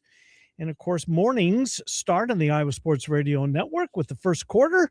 Heather Burnside, Alec Bussey from 6 until 9 o'clock. Trent's Plays of the Day, they are sponsored by Circa Sports. Have you got a busy slate tonight? What's it look like? We got 5 for today. Also want to mention our weekly conversations with Matt Snyder, now brought to you by Unjuiced. Been talking a little bit about them, mentioned them on Friday. This is a new way to get involved in both the sports gambling space. Unjuiced.com or just .bet. Unjuiced.bet is where you can go for all the information. In fact, if you use the code KXNO, you can get $10 off your first month. Unjuiced.bet, a fun place to go to jump around. A lot of the prop bets that I've been mentioning here lately have come from that site. It gives you the EV bets, things that are expected value bets, a great way to jump in. If you're just interested in arbitrage, this sports book has it this way. I got an account here. I got an account over here with Circa or whoever else. Find where the best ones are and how you can guarantee yourself a profit, because sports books, well, their numbers are all different. You can arbitrage and do it that way. I'm looking tonight. Jalen Brunson, his over under is 26.5 points at one spot, but minus 102. Plus 115 at another spot. So that profit. Can I have the plus 115? Well, you can do that, or you can arbitrage it and guarantee yourself a profit. There you go. That's a great. So if you're interested in that kind of way of betting, lots of different things. Their edge finder. They also have something that's really cool, Sharp Intel. This is finding out the biggest bettors, what they are betting on.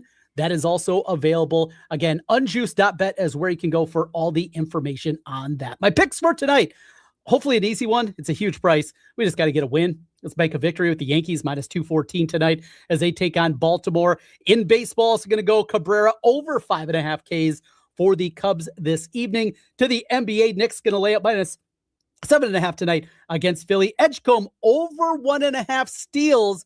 That's plus 176. Like that plus value there. And I'm going to listen to you. You tell me Vegas is cooked. I'll believe you. Give me the Ducks tonight. Quack, quack. Plus 148 at Circa. By far the best price in the market. Imagine that. Good stuff. I'm on their sites. I'm gonna take a spin around it Absolutely. later. Unjuiced.bet. All right, coming up next off the bench, they'll take you until 5 o'clock. We're Miller and Condon. Trent and I talk sports with you Monday through Friday from noon until 2 on the Iowa Sports Radio Network.